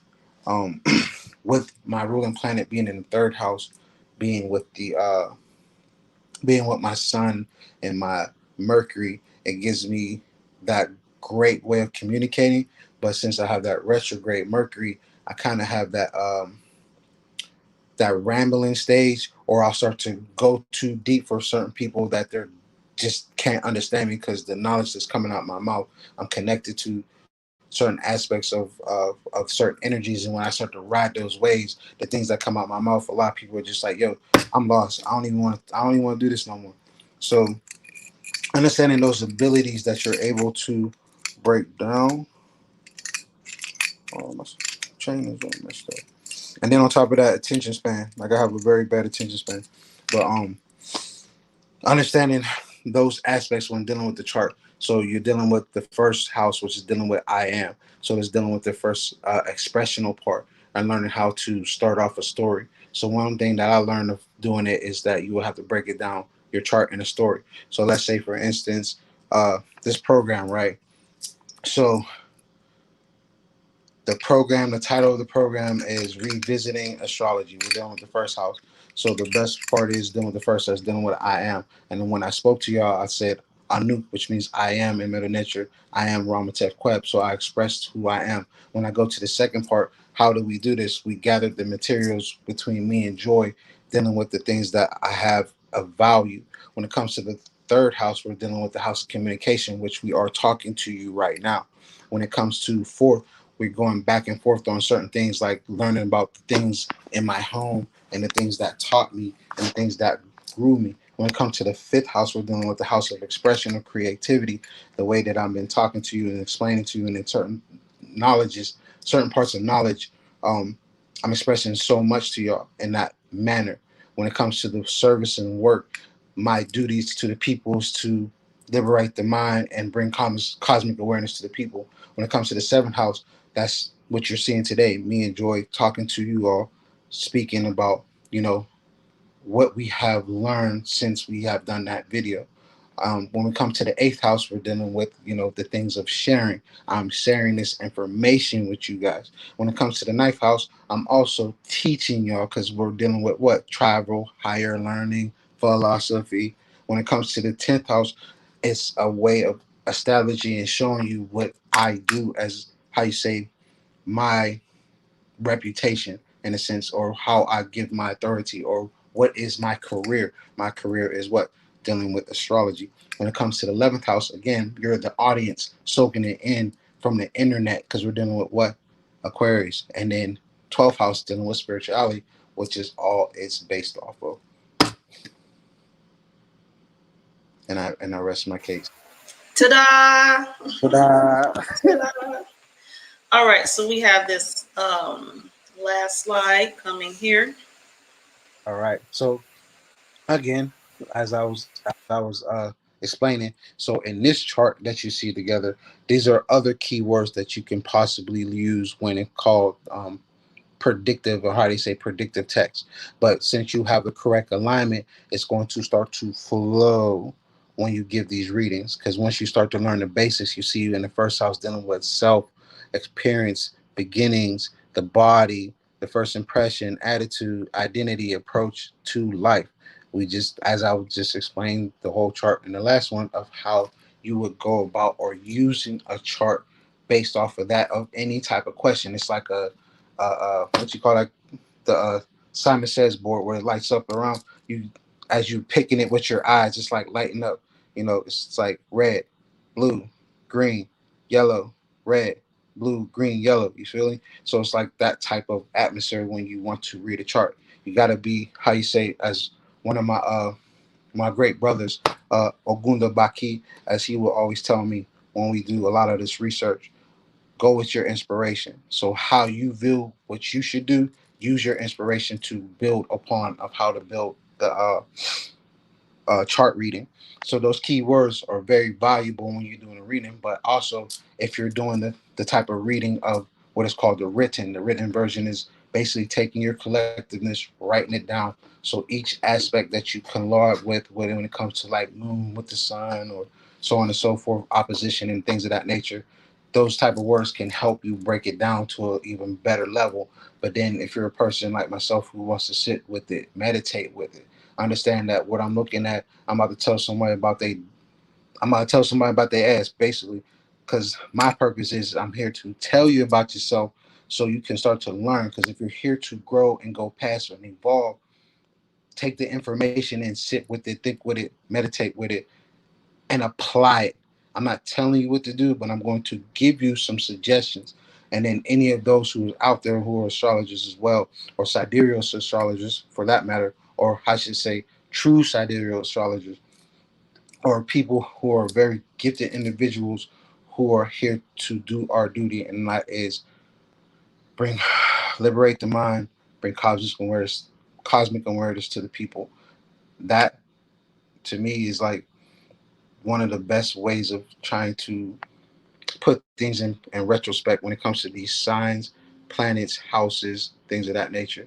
Um, from that chart itself, using that as a foundation to get the beginner stages of astrology, understanding that you have to learn how to read it first, dealing with I am, I have, I think, I nurture. Those are all key words to remember, like you would in the Bible, like John 16, chapter what? I'm talking about, all right, in my first house, dealing with chapter 8's eye circulation type thing. You know what I mean? So that's how you will be able to um express yourself. Like a person that has first house, eighth house qualities in a sense is a person who's very deep within their sexuality, but they also have a hard time or hard lesson to getting close, not close, but um being comfortable with their body. A person who is not afraid to express themselves in certain ways, and they're definitely not afraid to start sharing. But the thing about it is if you keep poking at the person, that person's eventually going to snap, which will result in death and not able to let go of certain things. Because why? Because their attitude towards life is now broken, because the things that they thought this person was about, the things that they thought they had, certain things of their property and their business is all about them, so they are their business. With them being their business, anything can affect it. Their emotions affect everything. They're the type of people that you see on uh online that's just like super dolled up and things of that nature because their look sells, because they know it. Especially if they really start to see and understand the chart, that most people that have that Taurus rising are those people who really are about their looks when they get on the camera. They have to be that person. Their look sells. Their energy is what gives off that. And if their energy is not right inside, they're not going to make no type of sales. They're not going to make no type of new friends. They're not going to make no type of new business deals. Peace to you as well. I feel like I'm in a court case or at the courts, and I'm just like, Why? oh no, it's because of how I got everything set up right Oh yeah, you need to state your case. here. Yeah, make my case for real, bro. And that's Mother Matriarch Salima Ellis that just came in. I While you were talking, I pulled out because you had a class and I attended the class and I learned I express, I serve, I partner, I circulate, I explore, etc., etc. Mm-hmm. So I was just looking over mine while you were speaking. Mm-hmm. Yeah, and just learning those key words. Like these key words are like magic words. The first magic words I gave was dealing with the plant. Those were my magic words that I would use to help me myself connect to you and you connect to me. So when I look at your chart, it becomes easier when I look at you and I can start to see these little sparkles, or I can start seeing these little colors, or I start seeing you making these little motions or things like that. And I'm trying to figure out like what's the reason for that motion. Let me look at the chart real quick. All right. Oh, so this is dealing with your Libra. Oh, this is actually dealing with your Pisces, because your Pisces is probably in the ninth house or something of that knowledge. I mean, I'm sorry, in the ninth house dealing with certain knowledge because the way that I'm expressing and trying to give you that incentive of that deep spiritual knowledge, the things that I see, you're seeing, but you're probably seeing more deeper things. So you're going to express it a lot deeper than I could ever do. But at the same time, that's the collective learning how to be that because while we're in the age of Aquarius, where we're in the age of collective consciousness, that's the goal, that's the mission to understand we liberate ourselves from all this craziness and get to the job at hand, which is to build for our generations. Yes, that is the job at hand. That's the job I've taken on. Future generations. So we have any questions in the chat? No, you answered them along the I'm breaking way. up. Quenisha mentioned that you helped her realize what was blocking her emotionally. Yes, definitely. Yeah. So this information can unblock Hmm. some items as well. And I'm putting my notes up now because I got all kind of stuff sitting out here. You mentioned herbs. I pulled out my herbal notes and all that stuff. Yeah. What books did you have? Because the whole time I was well, no, I'll look at the replay. Never mind. Which what? No, I was seeing what books that you had. Which books I have? Yeah. Oh, I didn't share any books on this broadcast. Okay. Well, I didn't Yeah, know I went downstairs to go get them, but that's the only reason. I had only shared what South Node and North Node and Chiron mean to me. All right. Okay. Okay. Yeah, and I mentioned how South Node is the lessons from your past life that you brought to this life to learn from. And then the North Node is the life after that, which you look forward to by getting the task right in this life, learning from your karmic past. Or to take those skills that you have and push towards the new path that you're looking forward to. So when you Say that one more time. the push that you're looking for in the next life. So you say, for instance, like myself, I have North Node, North Node, Taurus, 12th house, sixth house, South Node, Mars, Uranus, and then I got Chiron all in my 12th house as well with my North Node.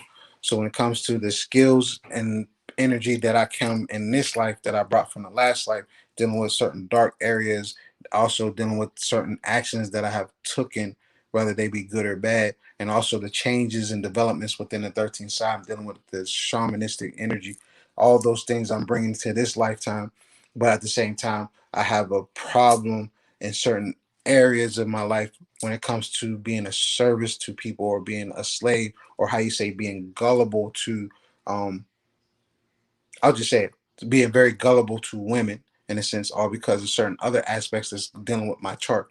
But when it comes to the North Node being in the 12th house, I'm guided to be very stable in what I do, but I have to be understood in a level of solitude. The best thing for me is to be away from everything in the world just so I can hear and accept certain messages so I can come back and speak it and give it to the people because dealing with Taurus and being stable and what they would call the house of spirituality, that energy that flows off of me that's within my in my body, that's what indicates or very strong healing presence. Because one thing I learned um from one of my teachers, Ike, it's called the Mars effect. So they had done this study where when a planet hits the horizon, if a person was born with certain planets right there and they're ascending, they have very strong traits of these planets or that this real strong traits and all in general.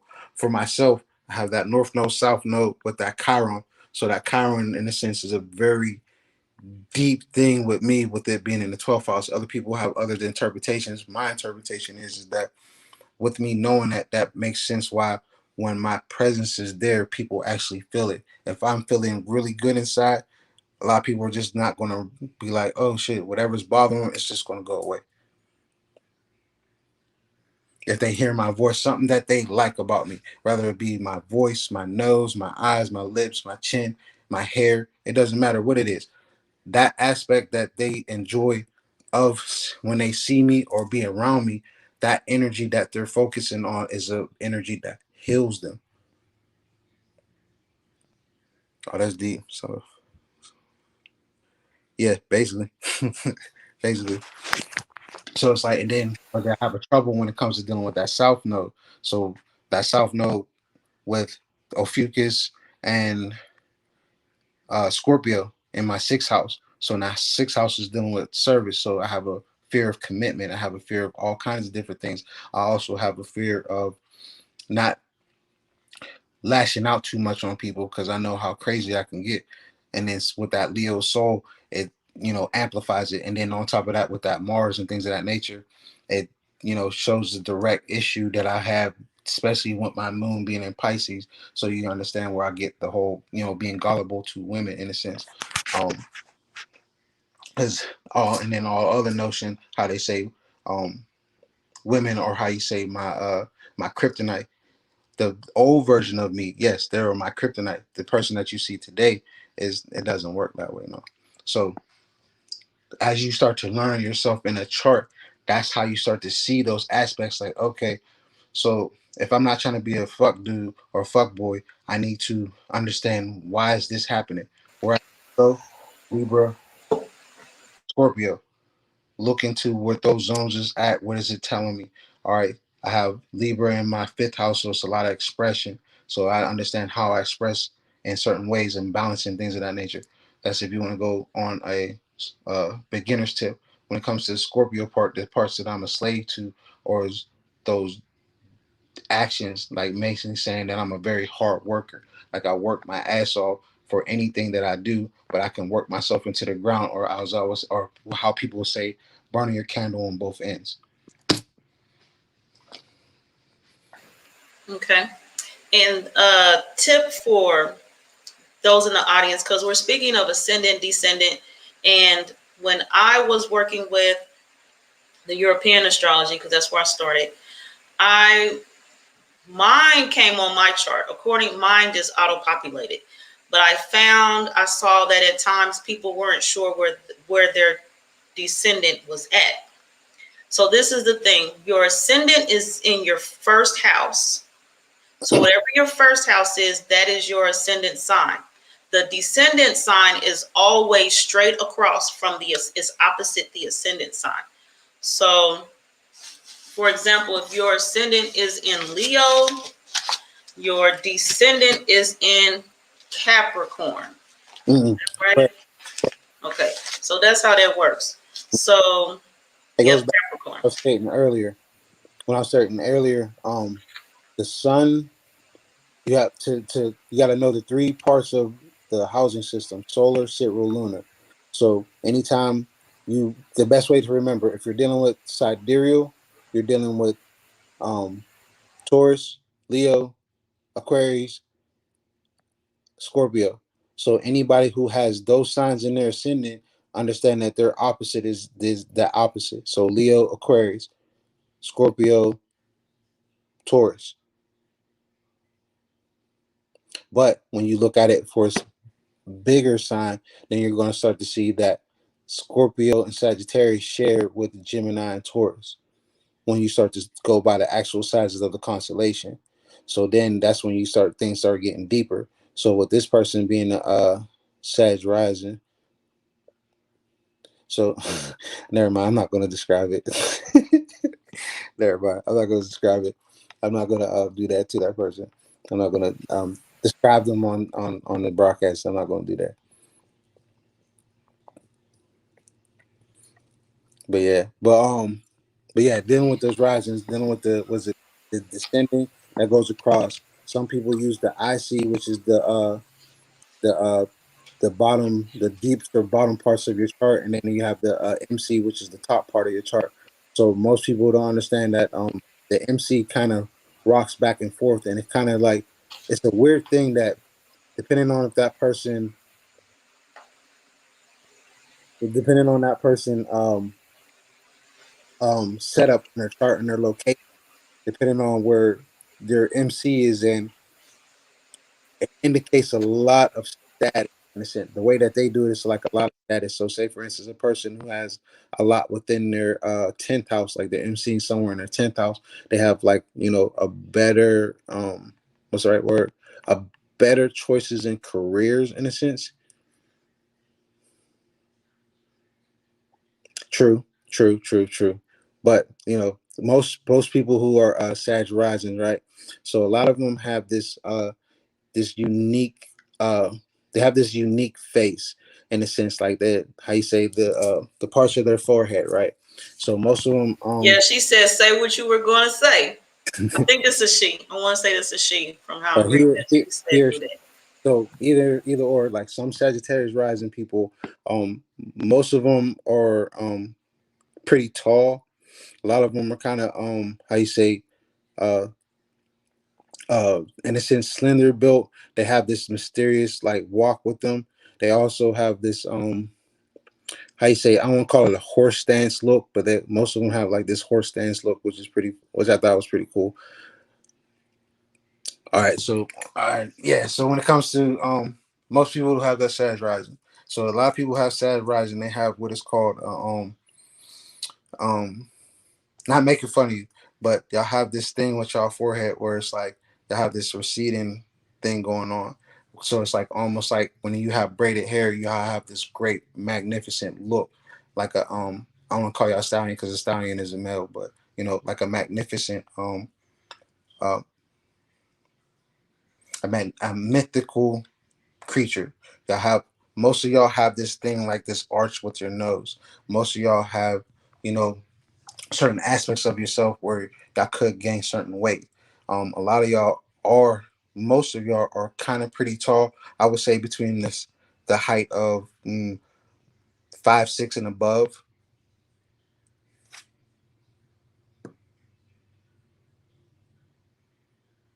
What's the Amazon?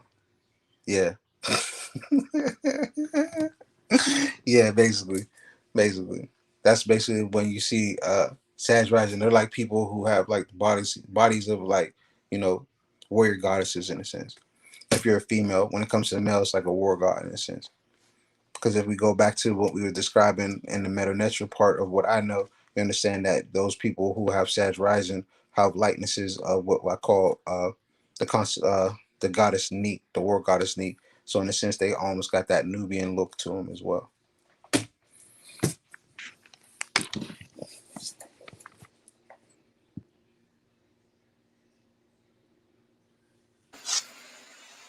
Correct. You are correct, Ramutef. Yeah, but yeah, I want to keep I want to keep digging deep on people. So I'll definitely if y'all have any questions, this is definitely like a Q&A part. So like serious from what you have listened to and what you have written down. If there's anything you would like to for me to repeat, this will be the time to do it. Hold on. Hold up. Hold up. Who asked it? Heather Bell. Yes, he does charts. Yes, he does charts. And Quenisha Hudson will back me up. He does charts. This guy does charts. So Yes, here's his contact information. I'll give a brief description of what I'll get. So contact me. Know that the things that I will get, the first things I need is your basic natal information, which is dealing with, yeah, what I get. So the first thing I get from you is understanding that I need your basic information that's dealing with your date of birth, time of birth, location of birth. If you don't have your time of birth, I'm in the studies of learning how to look at certain parts of your body, mainly your hand, left hand, right hand, and your face. And then what I'm going to go through is a process of learning how to categorize those features. Once I figure out those features, then I'll understand your ascending. No matter what ascending you are, I'm going to be kind of close or a little far off from the time of your birth. But depending on the constellation or where you're in, I'm just going to pick that constellation to make it easier because a part of it's going to be more um, on point or an exact, but it's better if you have your time. If you don't have your time, I will try to work with you, but just know that's going to give me a little bit of time because I have to literally scan your face and your hands and literally sit there and ponder and find out what rising you are or what type of animal characteristics of your body you have. Um, the other part is the things that I gift you. I give you photos of what it would look like on the day of your birth with certain stars that I've seen in the program earlier, but I'll have it specifically towards you. You'll also get a Western style chart with the sidereal calculations. Until I can get my laptop up and running, I will be giving 13-star charts pretty soon. But those are the two charts that you'll get. I'll give you certain written versions of certain aspects that I feel that you need to listen to and apply to in your life.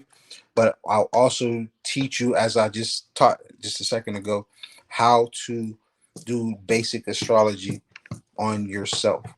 And then as I show you how I do it, I'm going to allow you to do it yourself, and I'm going to teach you how to do it. So everything that you do with me, just know that you are getting a reading, but I'm also going to teach you how to do the reading so you don't think I'm giving you bullshit. And then at the end of the day, I do it in 2 sessions. The first one is just basically learning the basics, and I'll go through your first and sixth house. The second part, by the time we get through all those the first six houses, we're basically finished your chart. So the next part, I give you understanding of either knowing how to have a transit, or I'll pull out my cards and we'll either do a reading for you with cards, or I'll give you a transit, which indicates a specific time and date that you would like to know about dealing with your chart within the year. Yeah, within the year. So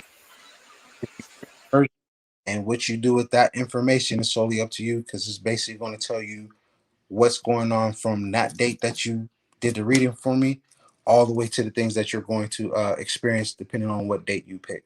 And that's what you get from me when you get a reading or a chart from myself. Gratitude, gratitude.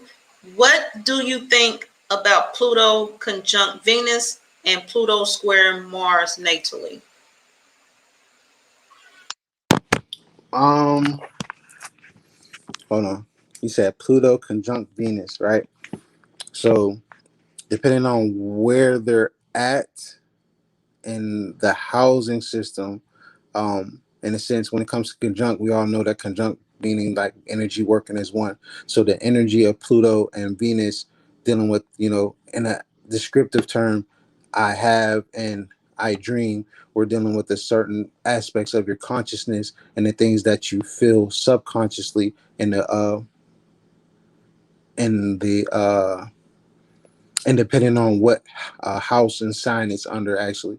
But from just going from that part, it's just dealing with those particular energies, dealing with the energy of love and the energy of power. So the power of love, but on a darker tip, when it comes to Venus square, so those two square in Mars. So when it comes to your actions, or how you say, not necessarily you got to think before you act, but more so on the level of you got to basically read or feel the situation out, because the things that you're able to do are lessons, like say for instance with it being square. So it's basically dealing with disillusions in a sense, or also it can deal with certain conflicts, or basically being too power hungry, or basically being too active or too angry at certain things. Because if a person messes with your heart, what are you going to do, especially if it's empowered or you're a person who has a very deep feelings for an individual?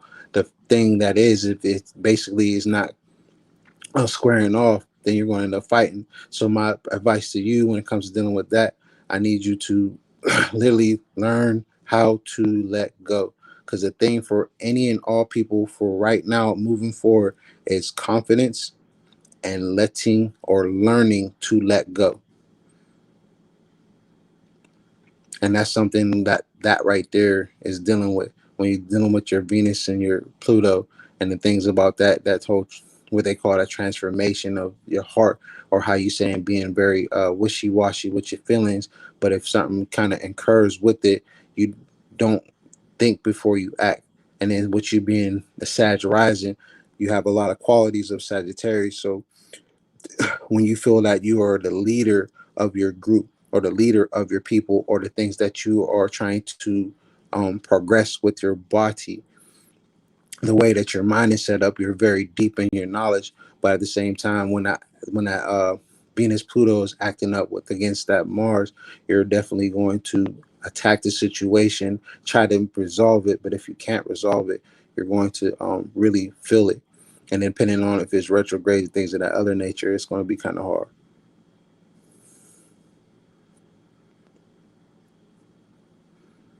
I share, do all.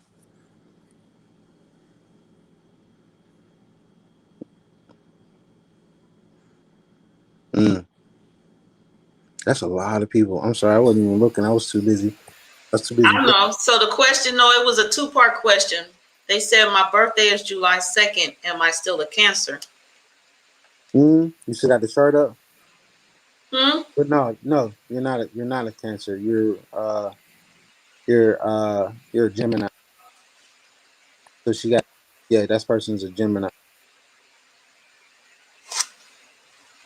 And I'm gonna go. They missed the first part, so Mm-hmm. they have to scroll back to go be where we were at, where we saw that. Mm-hmm. Um, Cancer was up here. Kepra. Okay, we right in here. July 2nd. Mm-hmm. It's No, read. they're they're a Gemini. Hold on. Yeah, it's right there. Boom. Yeah. Uh-oh. One more. Yeah, go to Shun. Yeah, Shun Tefnut. That's where their birthday is. Yeah. Hold on. Hold on. Hold on.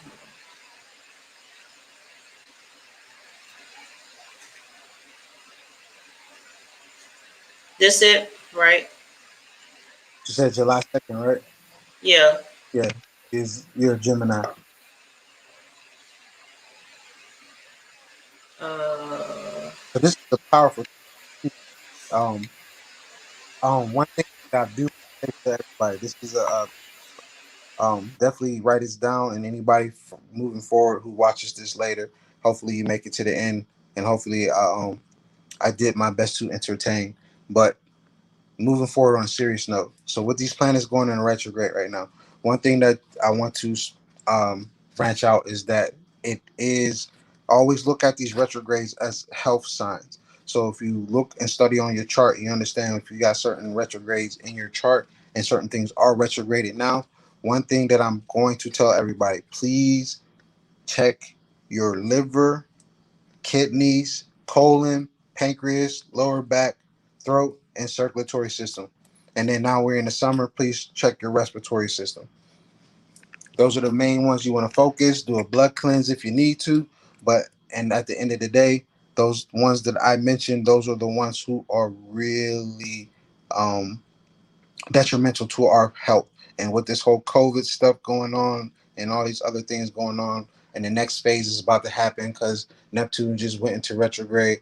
Um, ugh, all I can say is prepare for a ride, y'all. Prepare for a ride. Yep, you sure are. You are a Gemini. Yep. So you need to be doing a lot more speaking as well. Definitely. You're a great communicator. yes, Sharpay, you do. Use your artistic abilities, not just in the area of speaking, because I know you're an artist, but use those artists and use your words to really speak in your art.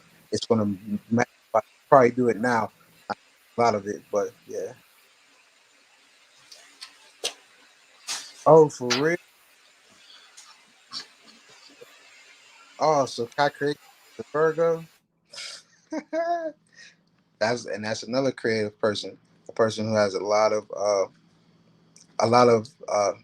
hope for humanity. She really does. But at the same time, do not. My words of advice to you is try not to let anybody. Um, what's the right word? Sucker you into anything that you're not about. Don't try to be a people pleaser. Please yourself before you start to please others. That would be my advice to you on that one. Gratitude, gratitude. Mm. Now, one more tip I have so far is something I did, and I've shared it before, but not everybody's heard it. I've had to learn that. I need to share sometimes again because everybody don't hear me. They don't see me when I say it the first time. One thing I did, you had spoke about how we are all of the parts of the zodiac. So we have a portion of each sign, a trait of each sign in our chart in who we are. And so one thing I did to as a step to guide me to learn that and accept that is what I did was I made, so this is my chart. I did mine out on paper and I have to see what I'm working with. And this was years ago. So this was before my appearance on Crumb TV with the Western Astrology Decoded. And I was talking about how the glyphs have changed over time. They had the ancient version, the modern day version, and some of the glyphs are soon to change. And like right now, Pluto has 3 glyphs to represent it, et cetera, et cetera. So what I have here is the my chart according to Western astrology, and this is a dragon. So you'll notice in there they talked about the tail represents the south node, which we talked about the karmic past, and the dragon head represents the north node. So this was my chart. So what I did was I duplicated it and I put in names of people that I know personally. But now I need to alter it according to the astrology that you've introduced to people today, and where we're learning our birthdays. Possibly let me know. So like, for example, my mother, according to Western astrology, is a Taurus. So I put my mother's name there primarily, and there's 3 other Tauruses that I know. So whenever I would read my chart and read my astrology projections and it mentioned Taurus, I would focus on that and have my mother in mind, and it would help me see that things I was doing were things that I was familiar with from knowing things, her traits. And so like one of my daughters is a Gemini. So it's same with the Gemini. When I notice some traits and I know Gemini is in my chart, I look to that child, that daughter of mine that's a Gemini, and it helps me relate to the Gemini traits.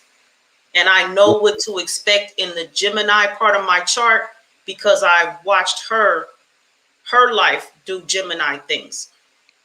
Yes, you missed the breakdown of Ophiuchus. My sign, I was born November 24th, 1974. So according to them, I'm a Sagittarius. Now with my star moving with the sun, my birth star moving with the sun, my birthday solar return is actually 10 days before. So it's November 14th, which makes me a Scorpio.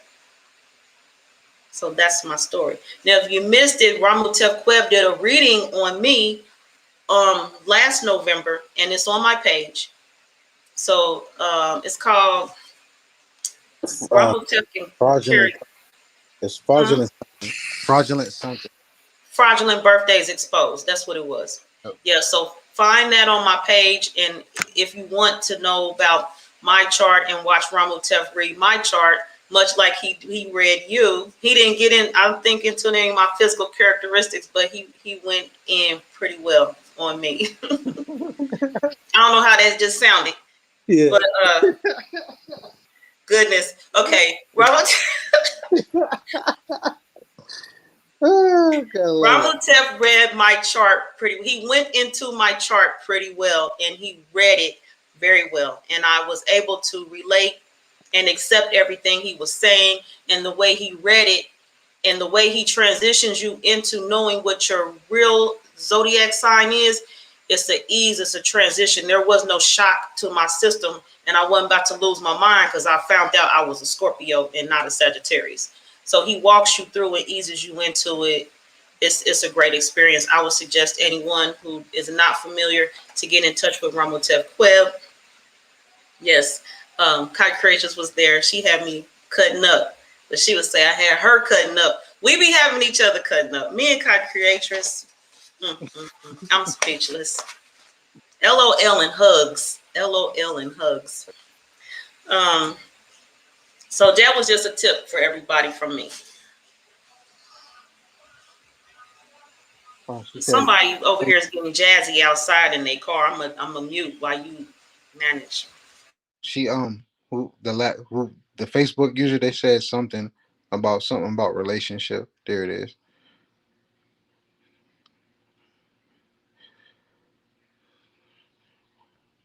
Oh yes, it plays a very big role. Definitely.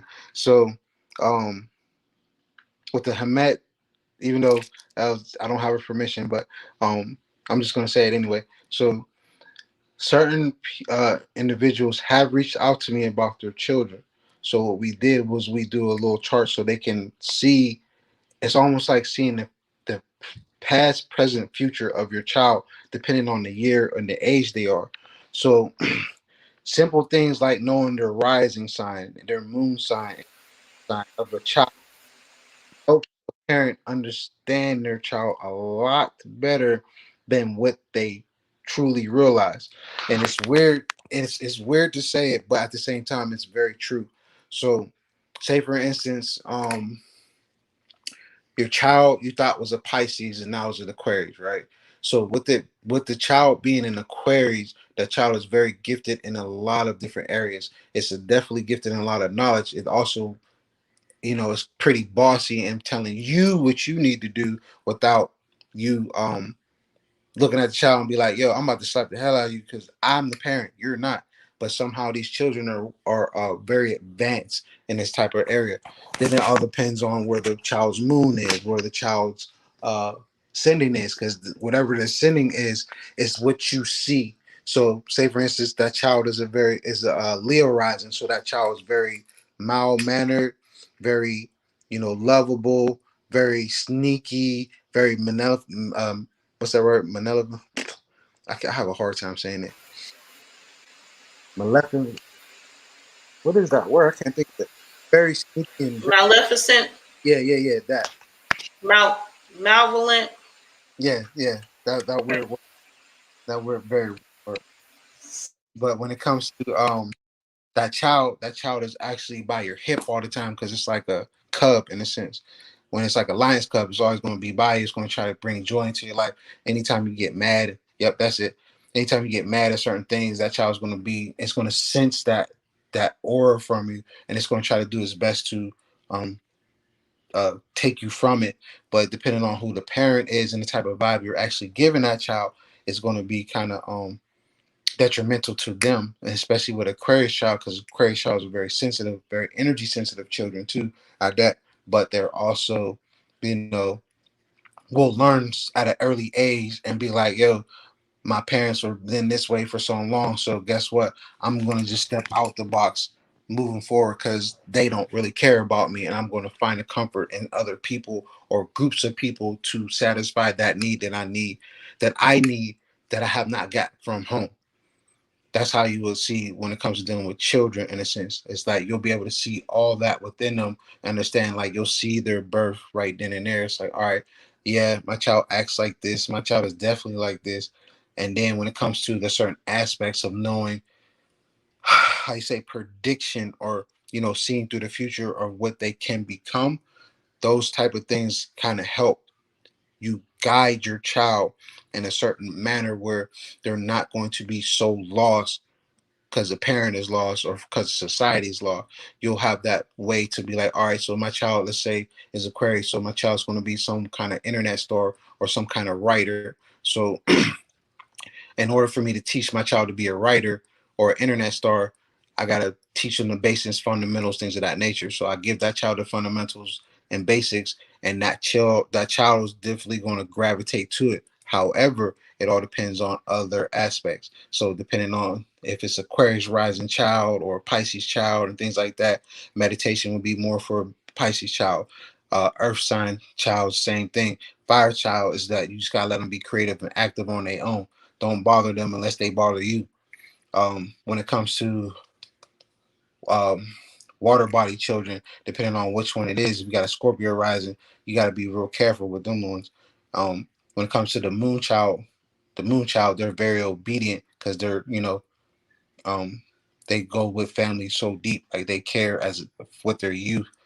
They care so much for their youth, but they're also got most of the punishment as they're growing up, things of that nature. So yeah, when it comes dealing with the children and relationship, not even just relationship with others, but with um your colleagues, with your relationships, all that stuff goes with that. You can definitely build a system, a curriculum for your children based off their own chart. If you want to give them a vision board, you know what type of things they will be good at. So without um, without not guiding them, but also what you would call divine intervention, because we are divine. So your intervention to your child is needed.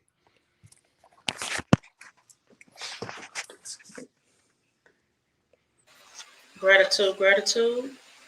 I'm sharing something right now. You mentioned children, so I'm sharing my childhood chart. My childhood or relationship with my parents was unsettling or unstable in some way, Mm-hmm. so that I may never have felt that I had a firm ground beneath my feet. One parent may have been unusual, eccentric, or simply an inconstant influence. Mm-hmm. Abrupt changes in location or family relationships may have made me feel insecure, but on the positive side, I was given more freedom and less pressure to conform to conventions, enabling me to be more of an individual and less tethered to restrictive ideas of how one should behave, how one should live, and how one should feel.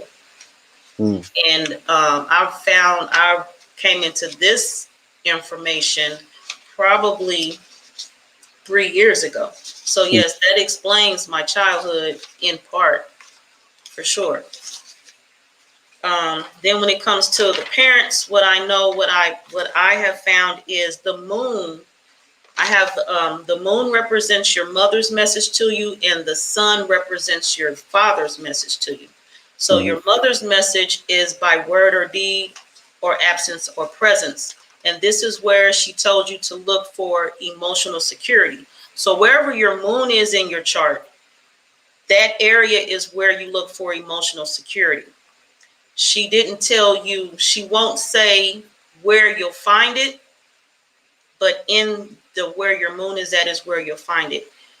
The message is also to expand your horizons, spread your wings and soar and follow the sun. Chase the far horizon, and you will look to your beliefs, your principles, and your big picture for your emotional security. And one thing your father's message, which comes from the sun, and the sun represents the center of your life, your ego, and your creative force. And okay, well, no, the actual message depends on where the moon is in your chart and where the sun is in your chart. So what I read to you was mine. My mother's message to me was to expand my horizon, spread my wings and soar, follow the sun, chase, etc., etc. My father's message to me was given to me by his absence or presence, and etc., etc. And it says that my dad is my surrogate child, and his childish ways showed me how to have fun. So that is what he shared with me, in not even realizing that's what he was sharing with me. That's deep. That's, that's like a big thing. So, like for instance, um, if you know your parents' charts and things of that nature, it's like tracking your your lineage in a sense, right? So, for instance, for me, right, my grandma is someone who's like a big teacher for me, and from her son being in Pisces, with my moon being Pisces, is a very deep thing for me. When it comes to my own mother has been a very great teacher. She's also shown me a lot of freedom, because she allowed me to be raised by nature and learn things on my own, but at the same time she will correct me if need be. But most of the time she know that all I want to do is play. I never had a hard time going to sleep, because as soon as she say nap time, I was the first one in the bed, because I like to sleep. I like to dream. I like to go into my own little fantasy world and create that, that mental space, like in the Matrix, in a sense, how they created, the war room and things like that. that's the type of mentality I had growing up as a child. And with us traveling through military and things of that nature and exploring different cultures and different sides of the world, me being over there in certain parts of Europe is when I first found out about how, certain statues and certain castles and things like that were run or used to be ran by our people in a sense. So as I started looking into the statues and envisioning myself as a demigod, I grew up having the mentality of a demigod. So when I came back to America, a lot of people couldn't understand how to deal with me because I'm looking at them like, yo, we could be doing all kind of things. We could be controlling certain things and aspects of life. We don't have to be doing all that stuff. But how society would like things, I end up reverting into society. But the one thing that I was gifted from my father is learning how to adapt to every situation that comes my way. So when it comes to new lands, I know how to adapt and keep myself hidden. So when it's time for me to actually come out and strike, I'm very good at what you would call uh what's that right word? Being a ninja in a sense. Like I'm basically stay in the shadows, and as I do currently, I stay in the shadows and I watch everything.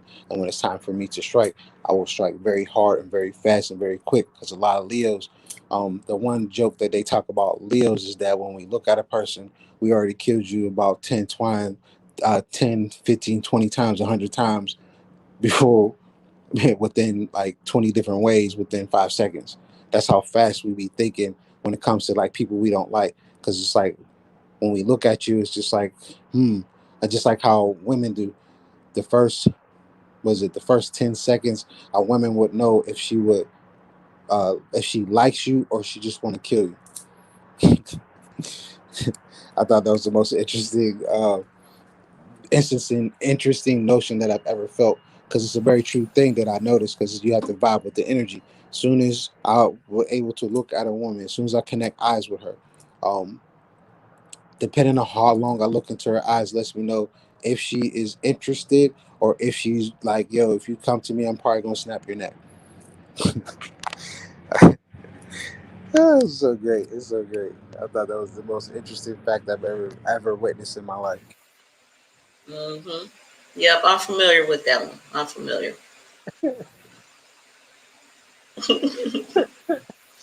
But yeah, but I like that. I like that. I'm definitely gonna try to apply that more to my personal research, because that's a way to, it's a way of healing those type of bonds that we have from our family trauma or in-house trauma. Knowing those type of aspects, we can definitely see what type of ancestors we have within us. Like for instance, like I was talking about my grandmother. My grandma was a Pisces.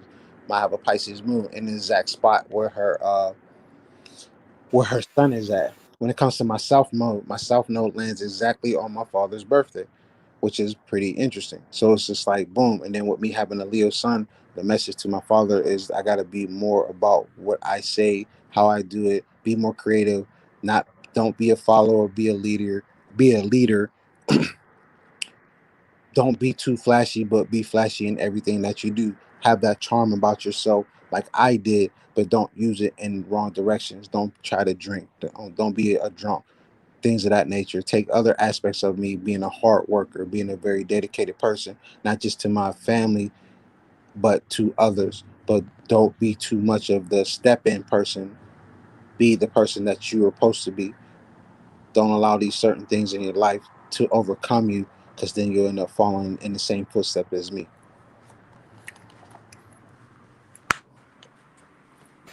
Sounds good. Sounds interesting. Very interesting. Very interesting. We don't have any more questions right now. I right now don't have anything else to share. Yeah, but I definitely appreciate this time. Thank you for coming to our anniversary. Thank you for allowing us to present you the family to the. Hold on, hold on, hold on, hold on, hold on. I'm not even gonna let you roll with that.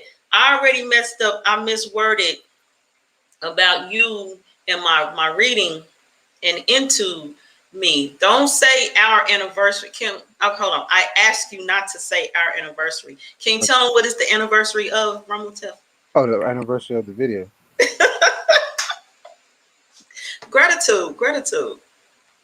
People be hearing. We talked earlier about interpretation. People be hearing what they want to hear, and you said our anniversary. People's like, oh, I didn't know Joy Allen and Ramutef hooked up.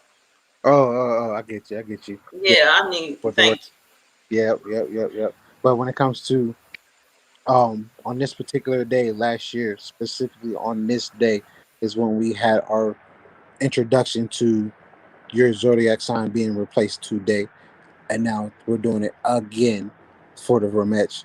So I appreciate your time with everyone. Definitely, thank you, Joy, for inviting me and taking me up on my offer. Definitely gratitude to you, gratitude to the Ramesh that came and spent their time with us and got some knowledge, got to learn how to do basic astrology. And then also, if you want to seek me out, you can find me on Facebook as Ramutef Qeb. You can find me on Instagram as Ramutef Qeb. I mean underscore Ramutef Qeb. You can email me at dtelefero84@gmail.com. And then if you have one of my cards, the Cosmic Thought, I have a QR code that you can scan, and you have basic information to get in contact with me and other like-minded individuals under that website as well. Definitely. And here is my contact information for those that don't have it and or are interested in knowing it. It said, thank you for sharing, Ramutef. Very powerful. And gratitude for your time. Yes, Yes, I gratitude. appreciate you coming Mhm. here on the platform. I appreciate you sharing every time that you come to share. And this is most necessary. I feel like I know this is most necessary. That's why I did take you up on your offer, and I was ready to go. I hurry up and set it up, and I contacted El Moore. He was unable to be with us this evening. And knowing Ramutef, we will be here again. And even if the here again is just the event that we're doing, that's where you will see us next discussing astrology. That's okay as well. Come to the astrology conference, see us there. Ramutef, you have any words about the upcoming event? Yes. So yeah, definitely if you're interested, definitely if you're a vendor, definitely come. Like I said in the first introduction of our promotion for this event, I'm looking for specific um vendors. I'm looking for all vendors, but there's specific vendors that I'm looking for. Those who are divination practitioners, whether it be in tarot, astrology, Mara de Lagoon, things like if you're doing casting bones, things of that nature. Like those are the type of people I would love to be there for you to shed, not shed, but help people shed those parts of themselves that is holding them back. Also, I'm looking for food vendors and also those who are dealing with those who can help us financially when it comes to working on our financial struggles and things of that nature. But any and all vendors are there, especially those who have holistic healing properties to their products. Those are the individuals I'm looking for when it comes to the presentations and things of that nature. This is part of what we're talking about. It's part of that dissertation. There's a little bit more that I'm going to go deeper that goes this with the esoteric parts of things and dealing with certain parts of magic and alchemy. But for the most part, is to help people learn to do what I do and what others do for themselves, or if they feel like they want to be a person that can help others using these type of abilities with the abilities that they already have, and help people reach those pinnacle points of their life, whether it's in business, whether it's in self-care, whether it's in just relationships. It doesn't matter what it is. Those aspects of life that we're trying to correct in our lives is something that we need to do as a unified people. One understanding is many. Every word has plenty of different interpretation. So as we move forward, I thank everyone. Thank you, Joy, again for having this, and Atum Ra Ma'ahotep. And for you, I say Atum Ra, Per Hotep.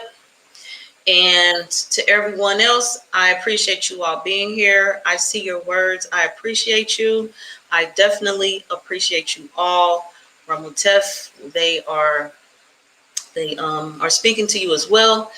And we enjoy doing this, so we will continue to come here or in up form to introduce to you new things that we're aware of, and or to continue to add to what we have already presented, such as the presentation today, which, as Ramutef said, is the anniversary of the broadcast we did a year ago.